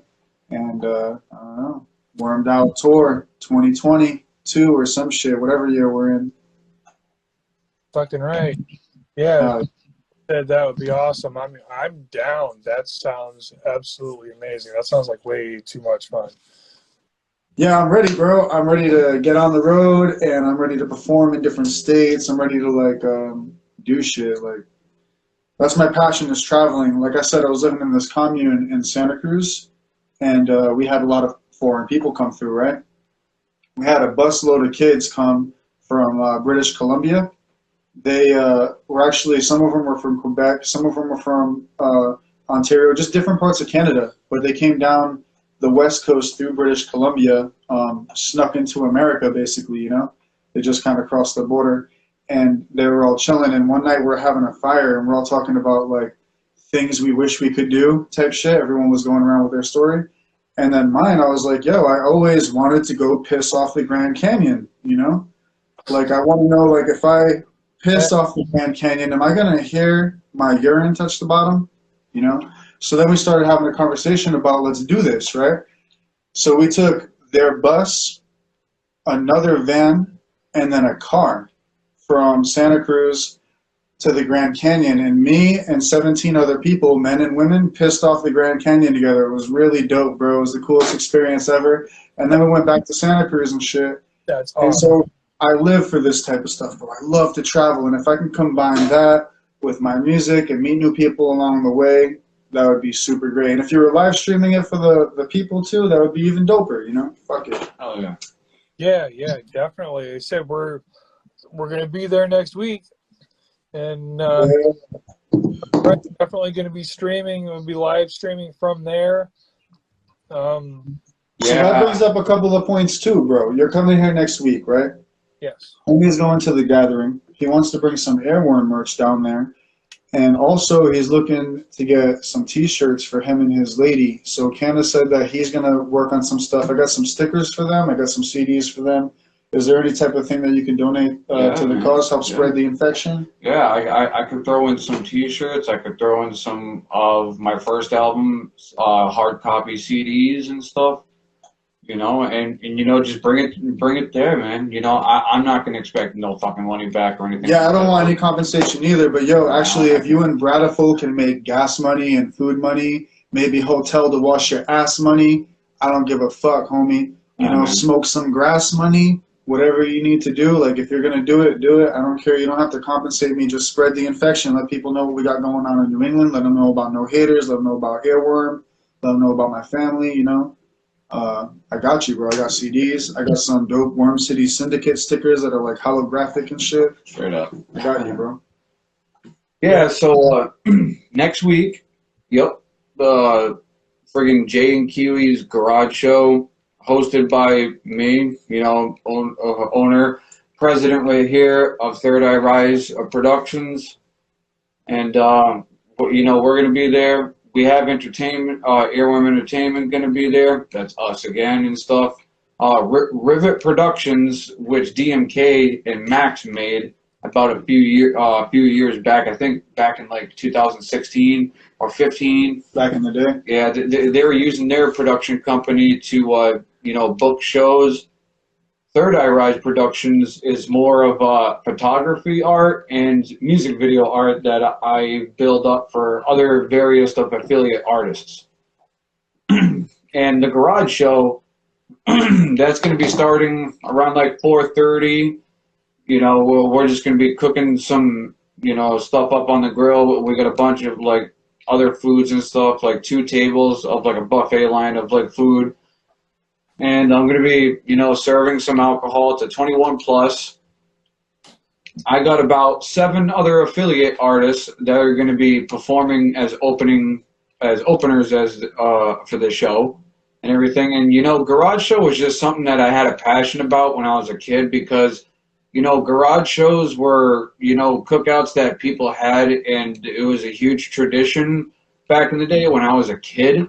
And I don't see stuff like that anymore, and nobody really does that. And that idea really came up when Earworm was doing a New England tour, and it came to Rhode Island because the venue, you know, they end up canceling, like, not even like a week, like, in of our tour already, and we didn't have an idea of what we were going to do. We were just going to take it as a rest day, and I was like, well, if we're going to have a rest day at my house, dude, let's throw a fucking garage show or something. And you know, and that's when it dope. That's when we it became did another one like a month or 2 later, right? Yeah, we did 2 of them in 1 year. You know, one was after that tour, which was on a Monday, and it became a success. We all had openers, and we played till almost 1 o'clock in the morning. No cops came, nothing like that. My neighbors are very respectful. They party like animals. I don't fuck with them. They don't fuck with me. I guess Rhode that's Island's how it goes. lit. If it's a hot summer night and you're driving through the streets of Rhode Island, you're bound to hear people having music and drinking beers, partying, you know? Oh, yeah. No, none of these people around here really bother anybody. Everyone keeps to themselves. But, no, you know, the last 2 of them were successful. During the pandemic, I, you know, legally couldn't do anything, even though I was bound to break the rules. We're going to have everyone wear gas masks and headphones. Yeah. So it was like no one had to know we were partying. Everything would be through the headphones. Yeah. And we didn't have to breathe anybody's Rona because we had gas masks. But it didn't work out because not everybody could throw down for gas masks. Yeah. Cheap. Yeah, so no, during 2020, nothing happened. It was a shame. I was looking forward to it. And then this year, once things started settling down a bit, that's when I just went right back at it. And Canna was having his annual cookouts like he's been doing for years. Campouts. Yeah, campouts. I said annual cookouts? Yeah. Is that what I thought We'd I said? be cooking out at the campout, though. No matter what, we always be cooking something up at the campout. Celebrate to come up with a charred dinner. Yeah. Right. But But no, garage show, people just vibe. I have like 3 coolers filled with beer, water. You know, the drink has like a whole ice tray with like soft drinks. If anyone drinks that, but I still tell people like, hey, BYOB. You know, I throw fire like around like during the time when it gets a little bit dark. Right in people's faces. You know, but no, it's always a chill vibe, and my wife's friends come to it. They love them. And, you know, I have a bunch of my friends, my coworkers like to come to them. It's going to be great, yeah. This year is supposed to be a good, successful one. And since the beginning of, like, the talk of the garage show and with the other artists, though, we have 3 different artists from NEK, which is New England Kings. One of our good affiliates. You know, he runs that deal, and we're also good friends with some of the artists under that name brand. And I've been doing shows along the same shows with some of those guys for, you know, quite some time, about 3 to 4 years now. And, you know, like they're going to be here. They're going to rock their shit. We got Kane. We got Genocide Gino. And we also have Ermac at the Shogun. And Ermac is pretty, you know, he's new to the scene. I heard nothing but good things about him. I heard that he's got bars like a motherfucker. I haven't heard his track shit, though. Yeah. But when I set up the event page, he was actually the only artist that didn't really have like a link to link up to any of his pages. But in the personal chat itself, I think it was him, or maybe that was Robbie Blind's hype man. But one of those two, they end up sending me tracks, and I really think that it was Ermac's tracks and stuff. But he was someone said, I got to look back at it now. But one of those two said that they produce beats and stuff, and if we ever need any, hit them up. I didn't notice that, yeah. So I'm not really sure if that's Robbie Blind's hype man that mentioned that, Josh, or it's Curtis. You know, the Ermac. Yeah, that's one of the things I like about the garage show is I get to meet people because like I've been on the West Coast for a big part of my adult life, you know, so I get to meet people that are in the area that are doing kind of similar things, and I love to collaborate. That's one thing you'll notice if you look up my music. I love to collaborate with all different types of people from all over the world even. Me and Kenna have a collaboration that released like a couple months back called Earth's Basement, and Earth's Basement is produced by a cat from the UK. And it has me on it, it has Kenna on it, it has this dude from Egypt called Allah Nabil, and he spits in Arabic on it, and then on the hook is this woman from Nigeria who raps and sings out there. But it's really fucking dope. It's dope stuff. So we like to collaborate with a lot of people, and that's one of the things I'm looking forward to, and maybe you might meet some new connections too, because you'll be live streaming, you know, you could even tell people, yo, check it out. Like here's my shit, my straight up my Instagram tag. Yeah. You know, it's gonna be a good time for you to spread the word on your shit too. Yeah, I was gonna ask if it's, you know, an imposition or anything, and we bring some of the no haters stuff down, because I've got a stack of stickers and a box full of cards. Oh, yeah, bro. Because even if you pass me off some stickers, I'm gonna slap them up all over Rhode Island too. You know, and I live on the border. I'm on the border of Rhode Island and Massachusetts, so I can spread that shit everywhere, bro.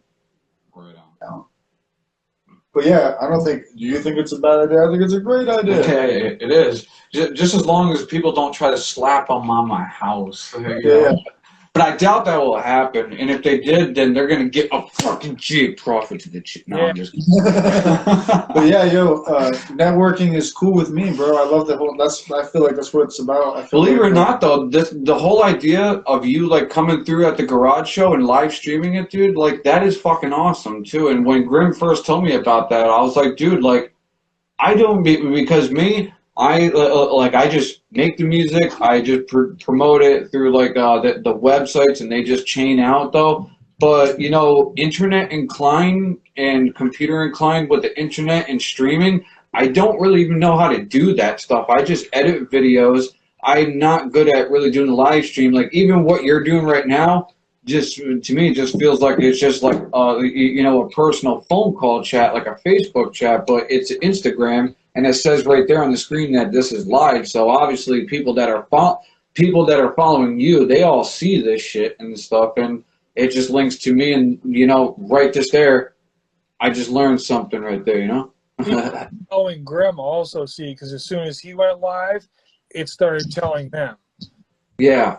No, and I noticed that. And then eventually it'll be on YouTube, so we'll be able to spread that shit everywhere with that. Because hell yeah. the two platforms I'm on as far as social media goes, like really deep, is Instagram, because I love pictures, bro.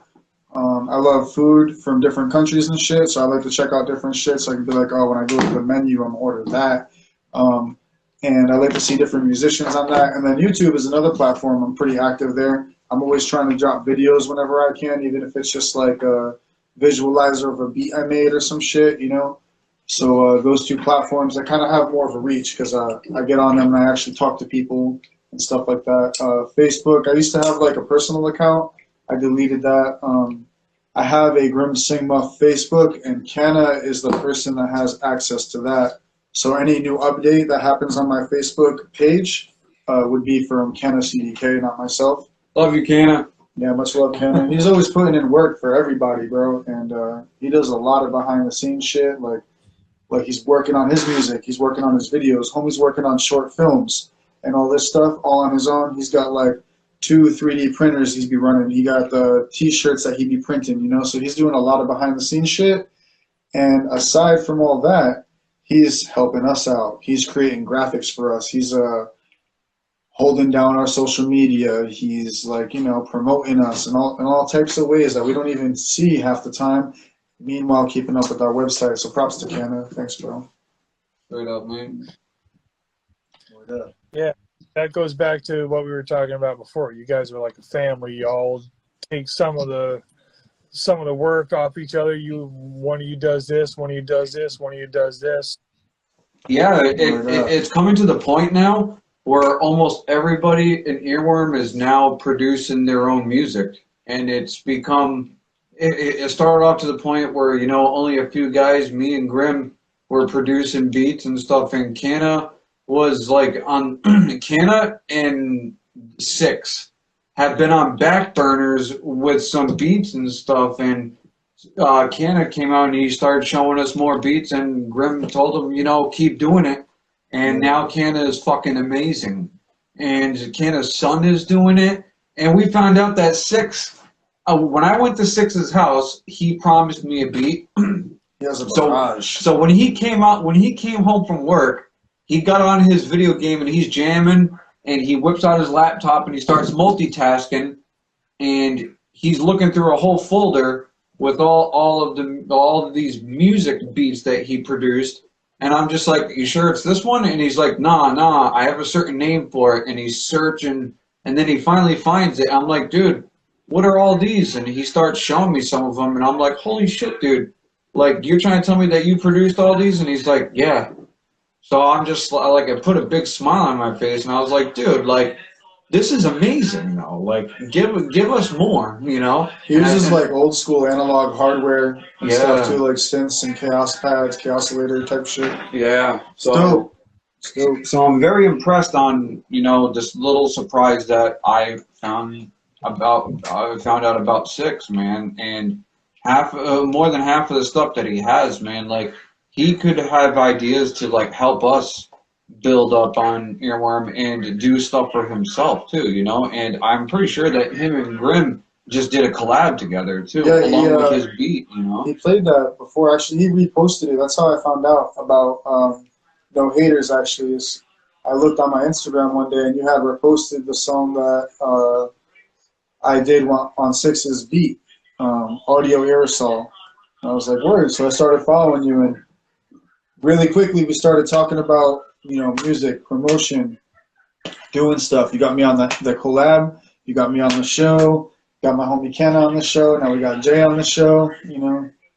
Actually, you know, during my live stream, there was a very rare version of, I believe, Naive Sheep, right? Yep. That you did to Kenna's beat, Norse Code. Yeah. Yeah, it was really rare. We got to get that audio clip because that was solid, and it would be dope for you to release it just as a live single on the Norse Code, it's like a live single remix style. Oh hell yeah! I think it'd be dope. Yeah. No, you know, and what was it? Last time when Grim did the live stream, I performed my song "Naive Sheep to You" without this and stuff, and I was totally not ready for that. But I was like, "Fuck it!" Since I'm down here, I was, you know, having a couple beers with homeboy right here, and you know, we were smoking, just chilling to the vibe, and he told me that he has to do a live stream and everything, and me and Protomorphic were just chilling on. I was on my freaking guitar. She was on her bass guitar. We were jamming for a little bit before the live stream started, and then we kept interrupting a little bit. He was like, "Hey, can you quiet down for a second with But that?" don't stop. And, yeah, I was like, "Don't stop, but keep going." And I was just like, "Why? What's up, dude?" And I looked, and I was like, "Oh, he's live streaming right now." Like, shit. Yeah, it was fun. That was a good time. I liked how organic and jammy and fun that episode was. Like we were very interactive. You know, like it was the vibes. Can I just say that my mask has been tripping me out throughout this whole video? I kept seeing stuff in my reflection right here that I was like, wait a second. That almost looks like the ICP cover. And then I look close and I'm like, no, it's just the glare of the light and it's just tripping me the fuck out, you know? You know, it's like probably the longest you've actually looked at yourself with your mask on. I just kept seeing white right here, white right there, and I'm like, why does it look like it's turning into that ICP cover of fucking Freddy? And I'm like, no fucking way. And I look close, I'm like, oh wait, never mind. It's the glare of the light just fucking with me. Word up. I don't do drugs. Yeah. Drugs just do me, I guess. But I don't touch any really hard shit except just psychedelics. Sometimes, like I'll touch acid here and there, and I'll take some mushrooms. But that's about it. Acid, mushrooms, and weed, you know. But other than that, I try to keep my head pretty level. You know, I was into like I told you earlier. I had a bad history with drugs back in the day, with pills and everything, and I actually cleaned myself sober, you know, like I did it cold turkey. I suffered for about a week laying in bed just to get through that, and when I did, like, it got this close from saying I have to go to a hospital. Like, that's how sick I am. Like, I feel like I'm gonna die, and I really just I kept telling myself, I gotta go through this. I can't go back to that. Like, I gotta go through this, and you know, that's all I ever did. And weed, I wouldn't say was the substitute, but to stay sane and get rid of that addiction personality was totally just smoking weed and making music. And not only that, music was the key that opened me up to realize that this is the only thing that keeps me living, because throughout me and my bloodline of my family and my family history, my brother's a musician, my father was a musician, and my uncle's were in one of the biggest Rhode Island cover bands in the state and everything. And my cousin's a drummer. I play so many instruments and produce beats using keyboard and Fruity Loop Studios. What's that keypad called again? The Akai Fire. Yeah, I use the Akai Fire, so I'm new to things like that. I just, you know, I've been doing that. I've been playing drums for about 17 years. I've been playing guitar for about 6 years. And, you know, like, even as a kid, I've done vocal rehearsing and stuff. And my father put me through school with it. My father forced me and my brothers to, like, do a band, almost like Michael Jackson's father, you know. And my father was strict about shit, too. And he would be like, no, you need to work out those fingers. You need to fucking know what you're doing, know this note, clean note and stuff. And if we didn't, dude, we got a belt to the ass, you know. My father was almost like a Michael Jackson father when it came to music, and he trained me and my brothers to be very musically inclined, and along with our cousins, our uncles, my grandfather, to, you know, like my niece and nephew, like, they're getting into music. Not the way that my father put my brothers through, but, you know, like, we were strictly musically inclined, and that's always stayed with us for the rest of our lives. And I used the addiction of loving music and creating music to help keep myself living and not ever going back to drugs, you know. Like, I can't go back to being a pillhead or anything like that. I won't put my family through that type of suffering, and I just stick to the real Mother Earth piece of plant, you know, and that's marijuana. And psychedelics, like that's not even like every now and then or something like that though. That's not even, that's only during like special occasions really though, when I actually have the time to do that though, because other than just the music too, especially for Grim too, you know, like we have families that we have to support. And you know, like I have a full-time job, plus I'm doing this too.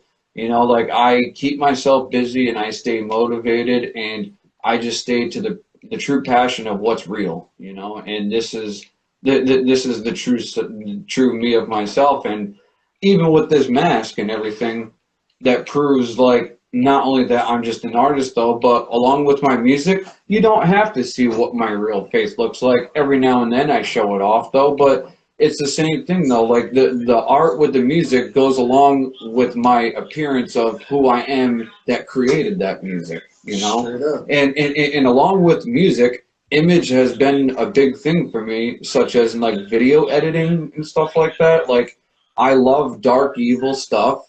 And you know, just like Stephen King too, just because he did a lot of evil stuff and such as making evil films and stuff, it was his metaphor way of speaking of using his art, you know, and that's truly what I do in my music though. It's just a passion and it's my persona of what this image of my music looks like. Word up. A lot of Sorry, times, any type of art like that, especially something you put your heart and soul into, blood, sweat, and tears, tends to be a catharsis more than anything else, because it's all the shit that's running around in your head. Doesn't matter what it is, it's got to come out somehow. So let's go kill a bunch of people, or let's make music.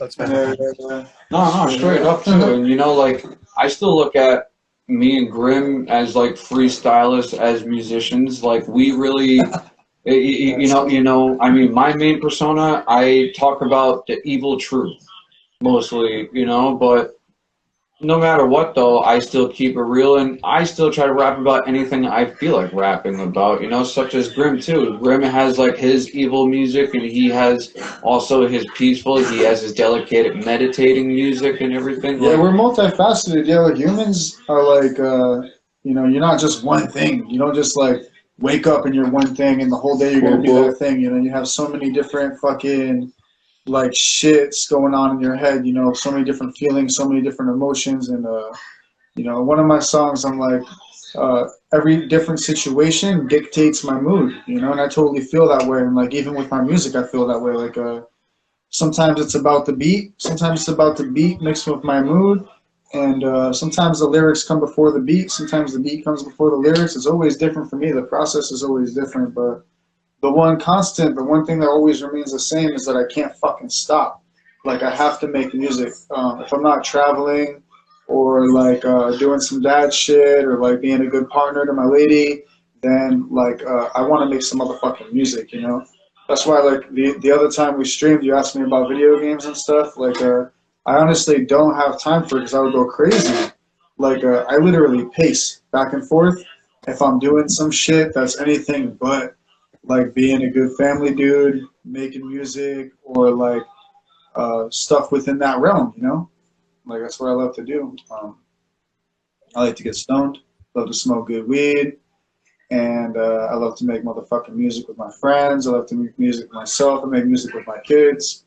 There's been times back in the day I lived in this one apartment complex, and every single floor there was kids, you know? My kids, my niece and my nephew were on one floor. All the neighbors had kids, and I let them come to my house, and I have my shit set up. I'd be like, yo, say something to the mic, say something to the mic. I got everyone together.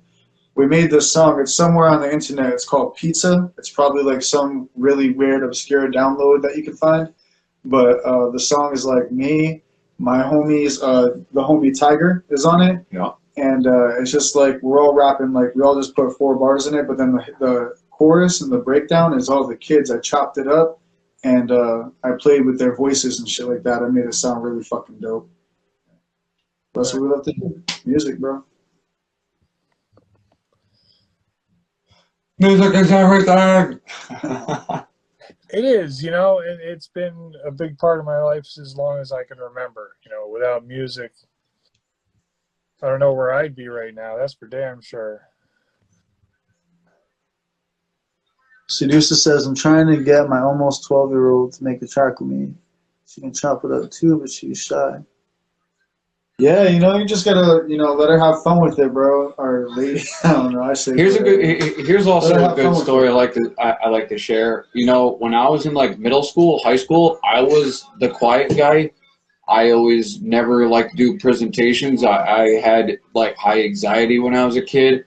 And, after I graduated high school, I was still terrible at like presenting myself. And then one day I really snapped and just said, yo, I got to show the world who the fuck I am. I can't be hidden and stuff. And dude, even my high school days, I was like doing drugs and shit.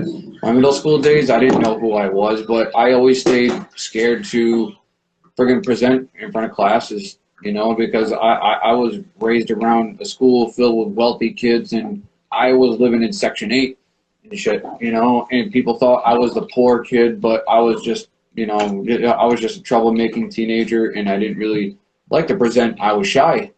I was never the type of person that would open up, and one day after I stopped doing drugs and stopped doing pills and stuff, I, woke up and I really said I need to get up and show the world who I really am. And someday, I know your little one is going to think that someday. It might take time, it might not, it might be a very short period of time. You might be the biggest influence on her to, try to spit some music. And all I have to say is just keep going, keep drilling it into her head. Don't Michael Jackson father her, though. Yo, Jay, at some point, you should take some of your free time eventually to check out Sedusa on YouTube. You can find her performing live. Her performing live. And I won't assume that you actually do that, though. That was just a joke. Yo, Sedusa, you can find Jay live too online. Like, there's one of my favorite things to watch Jay on YouTube performing live is Jay live at Beach Stock. Yeah, that was when I opened up for, I think it was Saliva and Flaw. They were playing over at Fets, and that Beach Stock was an all-day event that one of my good buddies that was, he used to run Fets Ballroom. I think he still does. They're under commission right now, and I think shows are going to be starting to get ready to get booked real soon there. But my boy Justin, like, he was holding that Beach Stock show, and he ended up putting me on that show. And me and him go a little way back and stuff in connections of underground hip-hop shows. Is that Justin Mulder? No, Justin Maricott and stuff. And he's a real good guy. He's very passionate. He's brought a lot of crazy metal bands to underground hip hop artists in Rhode Island, and we heard nothing but just like great things from other even big name artists that came to Rhode Island and saw like how a crowd represents and how openers react and stuff. And he's a great guy, and he's been through a lot of shit too. And he runs, I think, like 2 bands and everything too. Plus, he's like one of the most organized show hosts that I've ever met, and promoters and venue owners. What's interesting, is like a lot of people have these preconceptions about like hip hop and rock being like completely separate. But even at the roots, like if you go back to the old school hip hop days in New York City, a lot of the clubs that hip hop artists were playing at were typically the same clubs that punk artists were playing at. And sometimes those shows would be booked within the same time. Maybe it's like the punk artist opening up for the hip hop artist or vice versa, But that's how it was back in the day. And like those genres have always in some way been intertwined. So I think that's pretty dope that you get to open up for those metal cats. Yeah. 2018, I had the opportunity to perform at Warped Tour. I took care of, the Comcast Center up in Massachusetts. I did a show there back in 2018 during the last of Warped Tour, and that was one of the most ultimate crazy experiences that I probably dealt with some shows. And I met some artists there that, sooner or later down the road, they came to New England, and they end up being put on the same show as me, and it was always great to see their faces again, Warped Tour was really what opened my name up pretty big, and I did a Warped Tour show not even like a month later after I got recruited in Earworm Entertainment. So not only that it put my name on the map too, but Warped Tour did help put Earworm's name like on the map, you know, and we started to get a big boost of a lot of views from like people everywhere in the US though, just wondering like who's Earworm Entertainment and stuff, you know, and who's J Prophet. Oh, it leads to this guy and this guy, let's check out their music, and then It's like a tree. yeah, like it's just a seed growing, man. You know, the infection is in the tree and it's spreading to every branch. You know, Yeah, y'all got to come through and eat the fruit. that's the metaphoric way that we like to see it. You know, but no, it's crazy, man. You know, because of Grim too, we have mad people out west that know about us and everything, and we get full support and representation from his people down there. And it's cast from all over, from like Los Angeles to what's the next state over? Oregon, yeah, Oregon, Washington State. I got a homie out there in Nevada spreading the infection. Yeah. But I'm all over the place, man. Since I was young, I ran away from being in group homes out here in Rhode Island. I ran away from that when I was young, and I started hitchhiking and train hopping across the country, back and forth, doing different stuff, following different types of bands, different incarnations of the Grateful Dead. That band I mentioned to you earlier, String Cheese Incident, used to follow this cat. I lived in a van with my daughter, and we used to follow this cat, Keller Williams. He was always doing like this loop stuff. It was like mad guitars on stage and other instruments, and he would beatbox and stuff, and he would loop and sing. And yeah, I think you'd actually enjoy Keller Williams. I think that you'd be like, I can vibe to this, But dope shit, yo. My favorite song by him is called "Kidney in a Cooler," if you ever want to listen to it. But yeah, that was my life for a long time. Like I said, I like to travel, bro.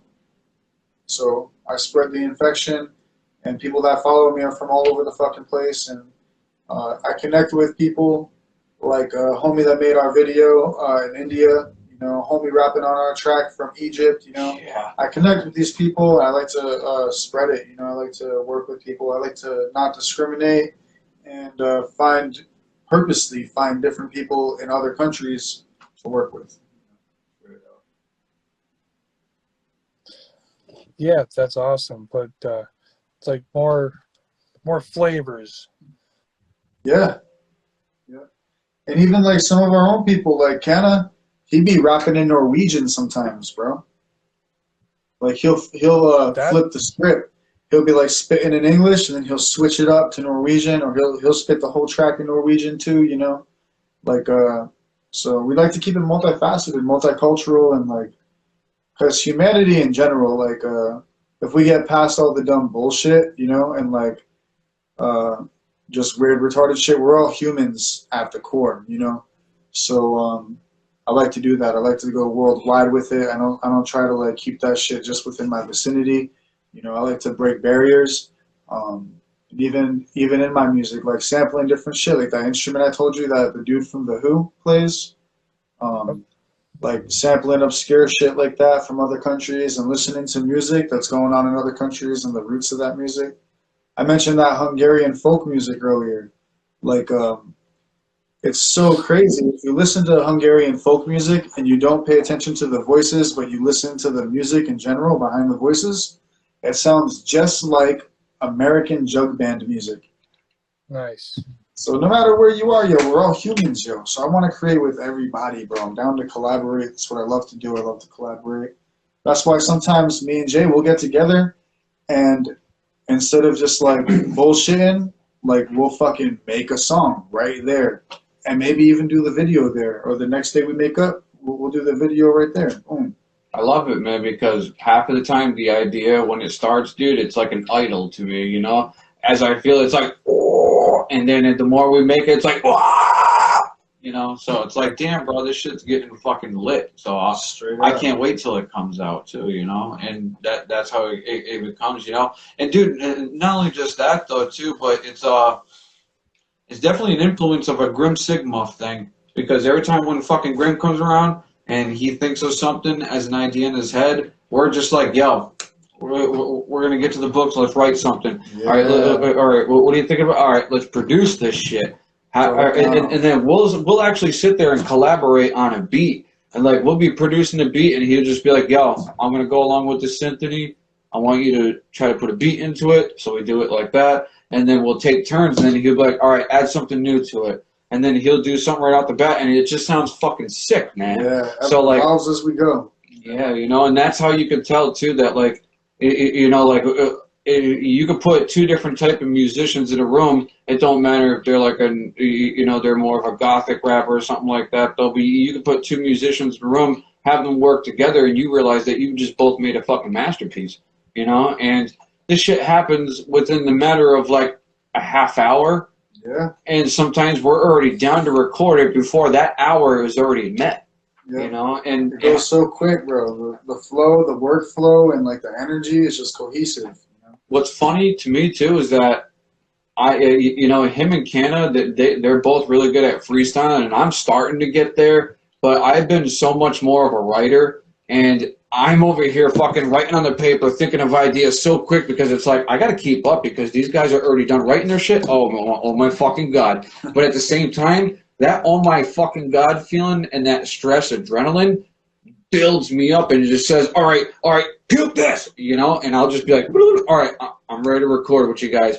And Canada will be like, perfect.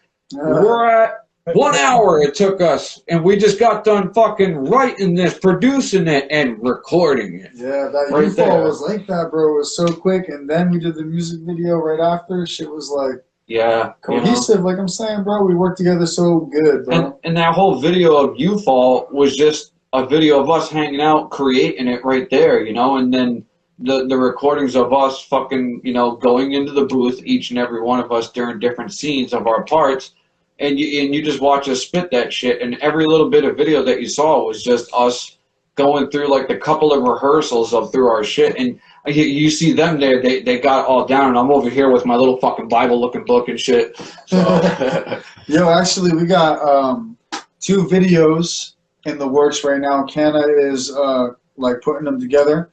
One of them is called That's My Family, and that's me, Maniac Max, and Jay. And then the other one is Earworm Family, and that's pretty much everybody, you know. And we filmed both of those at the camp out. And there's going to be a little bit more behind the scenes stuff that's going to be thrown into the Earworm Family one. It's a little bit of a longer one.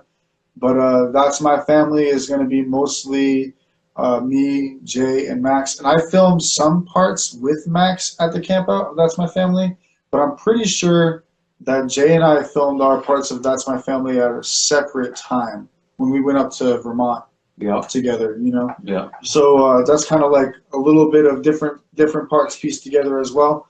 But they're going to be dope music videos. Ken is, he like evolves every time he makes a new video. Same thing with Jay. Every time they create a new video, it's like you can see that they've been putting a lot of like work and effort into really studying the software that they use, because it always comes out like bomb, you know, and it's like you can see the evolution every time, you know, just without a doubt. Straight up, man. Yeah, I'm thinking through all this, and I'm we're gonna have to talk a little bit later on, Jay. I actually thinking about it. I have a project I would actually like you on if you're willing. What's that? What's the project? It's a track. It's without giving too much away, it's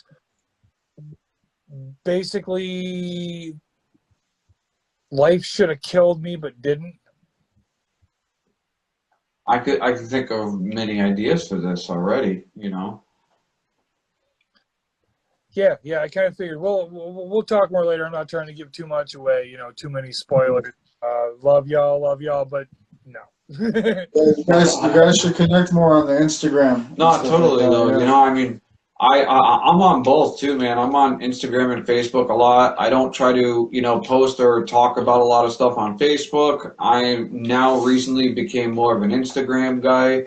Facebook is just a fucking mess, and I'm just like, listen, you want to talk about politics, man? I already told you the fucking profits here. You don't want to listen, then you're fucking sheep. Mm-hmm. Sorry, I'm a wolf. I'm out. Yeah. Boy, you should check out Drupal. Yeah. We're also on Drupal as well, and Drupal is Dribble is hella different. It's like a Facebook, but it's only for musicians. Yeah, and promoters too. So you have there's a space for you there as well. And like Jay's saying, it's like social media style, but it's like people aren't getting deep into politics. Like people are literally just talking about music. Very civil-minded as well, too. And all types of genres are represented. And there's a points system. So like they call it karma points. The more active you are, the more points you build up, and with those points you can like utilize different services to help like promote your podcast and different things like that, you know. Canada is on there and more active than both of us probably, but we're all on there, you know. You should check it out sometime. I'll send you a link. Yeah. The thing is, I don't have more than one social media account. Same shit, bro. That's why I focus mainly on Instagram, because I enjoy the platform. I love the photos and stuff like that. And then YouTube, because I like videos, and I like to connect with other artists doing similar shit. Yeah, it's YouTube for the videos, Spotify for the music, and Instagram for the social. Yeah. For Third Eye Rise Productions, basically my Instagram page, that's like a mix between both of J Profit and Third Eye Rise Productions. I mix them both. With Facebook, there's more of two separate pages of just J Profit. Then I got Third Eye Rise Productions. But you know, speaking of that too, you know, I do plan on making more music videos with Third Eye Rise Productions, obviously. But I started doing a lot of those with more of my affiliates, and the only two people I've done music videos of in Earworm is basically Grim and Canna. But you know, my music is progressing. The music video work itself is progressing, and you know, like I just helped out one of my other affiliates, this guy named Death Raver. And, you know, he is like a metalcore EDM hip hop type of artist. His music is really crazy and really different, very Skrillex type, but his voice is just phenomenal. And, you know, one day he just asked me like, hey, can you help me with this music video? And I helped him with it. And this fucking kid landed like #1 top EDM person to listen to. And the music video came out right at the perfect time where he was already in the contest. And he was in like 3rd place and stuff. And once that music video dropped, he fucking took off with it. He ended up getting like over 12,000 views within a couple of weeks, and he became top #1 EDM musician of the month and stuff. And you know, that landed him a couple good, well-known shows. And you know, he's doing real good, and now I'm looking forward to most projects only with Earworm for the next following couple years. There's going to be a music video, or at least a part of a music video filmed at the garage show. Yes. I haven't really talked to most people about it, but Trish has this song, Protomorphic. She got this song, it's called Be the Substance. I do the hook for it. Yeah. Yo, do you want to play that song real quick? Yeah, I can do that. Absolutely. That'd be cool. This song is the one that she wants to film a music video for. She wants to kind of like have me film her while she's performing, and then people in the crowd getting inebriated, you know. Be the substance you want to taste. Yeah, okay. I can see that. And that's, it's an amazing track. Actually, I think that's my favorite on there, that and Triumphant. Nice. Yeah, the whole thing's fire all the way through, so. When I sent her the master for Triumphant, she said she cried, bro. Yeah. She put a lot of her heart and soul into that whole, she's ready to perform this. You guys are going to see a whole different side of Protomorphic. It's going to be totally, you know. But yeah, let's hear the song. A little while last night. Word. Practicing. Got to see that. I was telling Jay about that. She's been going hard. Straight up. Yeah, she's all over. Every day I'm looking. She's got 10, 12 more pics and a couple little videos. And I'm about ready. I've got 100 things going on, but I'm about ready to put together a promo myself for This Is Me. I'm hoping it's going to go well. When is that coming out anyway? Does that have a release date? Out right now. No, Yeah. bro. It didn't even have a release date. She wanted to release it ASAP. So, like, CD Baby released it 2 days ago. It's on every single platform right now. Straight up. Okay, copy that. All right, well, that affects how I do that, too. All right, cool. So there's a little bit of a rush, but not really, because... Yeah, you could just put out now on every platform. That'd Yeah. be dope. Yeah. Cool. I can definitely do that. All right, so speaking of this, me, protomorphic, be the substance. La, la dee da dee da. La dee da. La dee da. La dee motherfucking da. Yeah. Choose your own fate. We out here trying to relate, no debate. That's great. Now we on similar speed, but different levels. Adjust my attitude with the bass and treble. Yeah, taste it. Be the substance that you wanna taste. Design the circumference of your own space. Elevate beyond the hate. Dig what we create. Party in your own way. Choose your own mind state. Be the substance that you wanna taste. Design the circumference of your own space. Elevate beyond the hate. Dig what we create. Party in your own way. Choose your own mind state. Yeah. The party is within you, be what you're into. All talk, no action. Most people just cap and be the captain, the rest just a fraction. They call it delusion, no confusion. Mix your substance like an alchemist, no pacifist. I'll pacifist if a motherfucker tries to come after this. Still I'm here to party, still I'm on that activist shit. Bold point with my pen, tell me homie where you been. You and your habits, friend, tell me where you been. Be the substance that you wanna taste. Design the circumference of your own space. Elevate beyond the hate. Dig what we create. Party in your own way. Choose your own mind state. Be the substance that you wanna taste. Design the circumference of your own space. Elevate beyond the hate. Dig what we create. Party in your own way. Choose your own mind state. Yeah. Yeah, been a grip since I seen you, so here's a tip. Come cleaner, own your shit, your actions. Nobody around me gonna judge you for what you dug through. Just don't get so spun out, no coming back from a drought. Share that water responsibly. They overcharge a fee, we headed toward divinity. As above, so below. Reap the seed that you sow. We gonna grow, no waste. Be the substance that you wish to taste. Yeah, taste it. Be the substance that you wanna taste. Design the circumference of your own space. Elevate beyond the hate. Dig what we create. Party in your own way. Choose your own mind state. Be the substance that you wanna taste. Design the circumference of your own space. Elevate beyond the hate. Dig what we create. Party in your own way. Choose your own mind state. Yeah. La, la dee da dee da. La dee da. La dee da dee motherfucking da dee da. Let's party, y'all. Motherfucking da. Motherfucking duh. Yeah, man. Thanks for playing that, bro. Yeah, no, absolutely. I love it. I love the song. I love playing any kind of music on here. I'm happy to share. That's part of why I'm here. You know, it's part of my job. But Yeah. I fucking I feel like eventually you'll get paid for it, bro. And when we link up, when we meet in person, I'll give you a couple like tips, you know, on how you can like really make this thing spread for yourself and include other people and shit like that.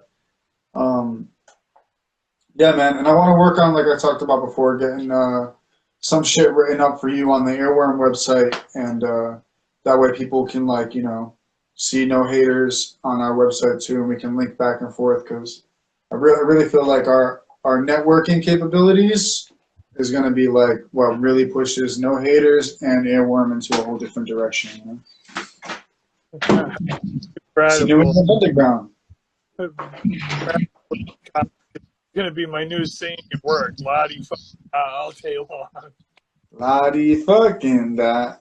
Hell yeah, you know. Yeah, I was feeling super relaxed when I was writing that hook, you know, and parts of those things that like the la-di-da stuff like that. Sometimes I just do that when I'm fucking around with the microphone, kind of like warming up and like getting into the groove of the beat. And sometimes like that song right there, that shit will make the cut, you know. It'll go in there and be like, all right, I'm gonna just put that there anyway. I'm super excited to see her perform that song, and I'm super ready to like get down and film it, make the music video. Yeah. Somebody said something. This is gonna be my music. Yeah. Network. Radical, yeah. Straight up. Yeah. Radical. You know what you should do too? Look at people and you tell them, "Do you know what this is?" And they'll be like, "What is it? What is it?" And you can just be like, "It's earworm, bitch." Yeah, it's earworm, bitch. Straight up. All day. Oh yeah. Yeah, boy. Well, shit, guys, we're going on almost 3 hours here. Oh, for real? Damn, we've been going at it. Is this the longest chaotic neutral and no haters episode? Yeah. Well, Just- now episode 10. So, yeah, This is episode 10. word. There you go. Then that's worth it, man. That's worth the 3 hours, you know? yeah, Yeah. playing it all. I was like, where did it go? I'm looking at the clock going, holy shit. And they haven't kicked us either. So I guess I was wrong about that. I don't know. I've gotten cut off a couple of times at an hour, and I've seen other people get cut off at an hour, but I don't know if they fixed it or what. I don't know. Well, fuck yeah, we made it to 3, bro. Yeah. Yeah, well, we're up, man. Well, let's do this again sometime soon. I like the fact that, you know, I don't know if it was last night or this morning, but I like the fact that I hit you up, and we just made this shit happen right off the rip, you know. Episode 10, no haters. Oh yeah, man. No doubt. Earworm Entertainment, J Profit, Chaotic Neutral. Straight up. Thank you all for watching. Yeah, thank y'all for appreciate it. watching. Thanks for all the support. Any of y'all artists that want to collab with us, hit us up. If you live close by, you're trying to fly out, there's a garage show happening, so what the fuck, August 7th, you know? Yeah, and I'll only say this once, and even though this is recorded, someone's going to be like, what? What fucking address was that? Let me go back in the video and see what he said. It's 45 June Ave, Cranston, Rhode Island, 02920. Be there, bro. Yeah, straight up. It starts at 4 o'clock. Performance starts at 6.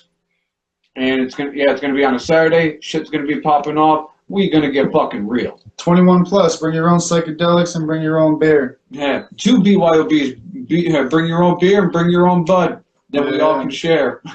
Yeah. Let's all share together. But yeah, man, all right, you have a good night. Peace, brother. Yeah, absolutely. So that was fucking awesome. Graham and Jay from Earworm Entertainment. Absolutely amazing. Those guys are awesome. Can't wait till next Saturday. Next Saturday's good. Yeah, Bradful says shit's going to be lit. Fucking right. It's going to be lit. Hook up. We're going to set fire to Rhode Island. It's going to be amazing. So, again, if you're in the area, Cranston, Rhode Island, I'll be popping up flyers over the course of the next week on Instagram, leading right up to the show. And we're going to be going live from there. Going to be taking video too, because I'm going to put together some kind of compilation for this afterwards. So all that now. What else do I have? Oh yeah, Saturday, regular show, different time, 3 o'clock in the morning. Not in the morning. Wow, that would be kind of weird. We'll do that stuff one of these days if I have somebody from overseas. We may run 3 o'clock in the morning. Who knows? But no, 3 o'clock in the afternoon, Rap Kaiser. Going to be fucking awesome. He's got some big news for us. So I'm sure we're going to be talking about that. We'll be talking about new and old music. He just had an album release recently. Track, I think it's on one of my playlists still. Juggalo Overdrive with Fame. Absolutely amazing. Fucking love it. And anything else? Nah, you can wait for everything else. I've given you enough teasers tonight. So, new Protomorphic disc out. J Profit disc coming later on down the line. Earworm show in Rhode Island next Saturday. Guess that's it. Rap Kaiser this Saturday. Love y'all. Whoop whoop. And we will see you next time. Bye.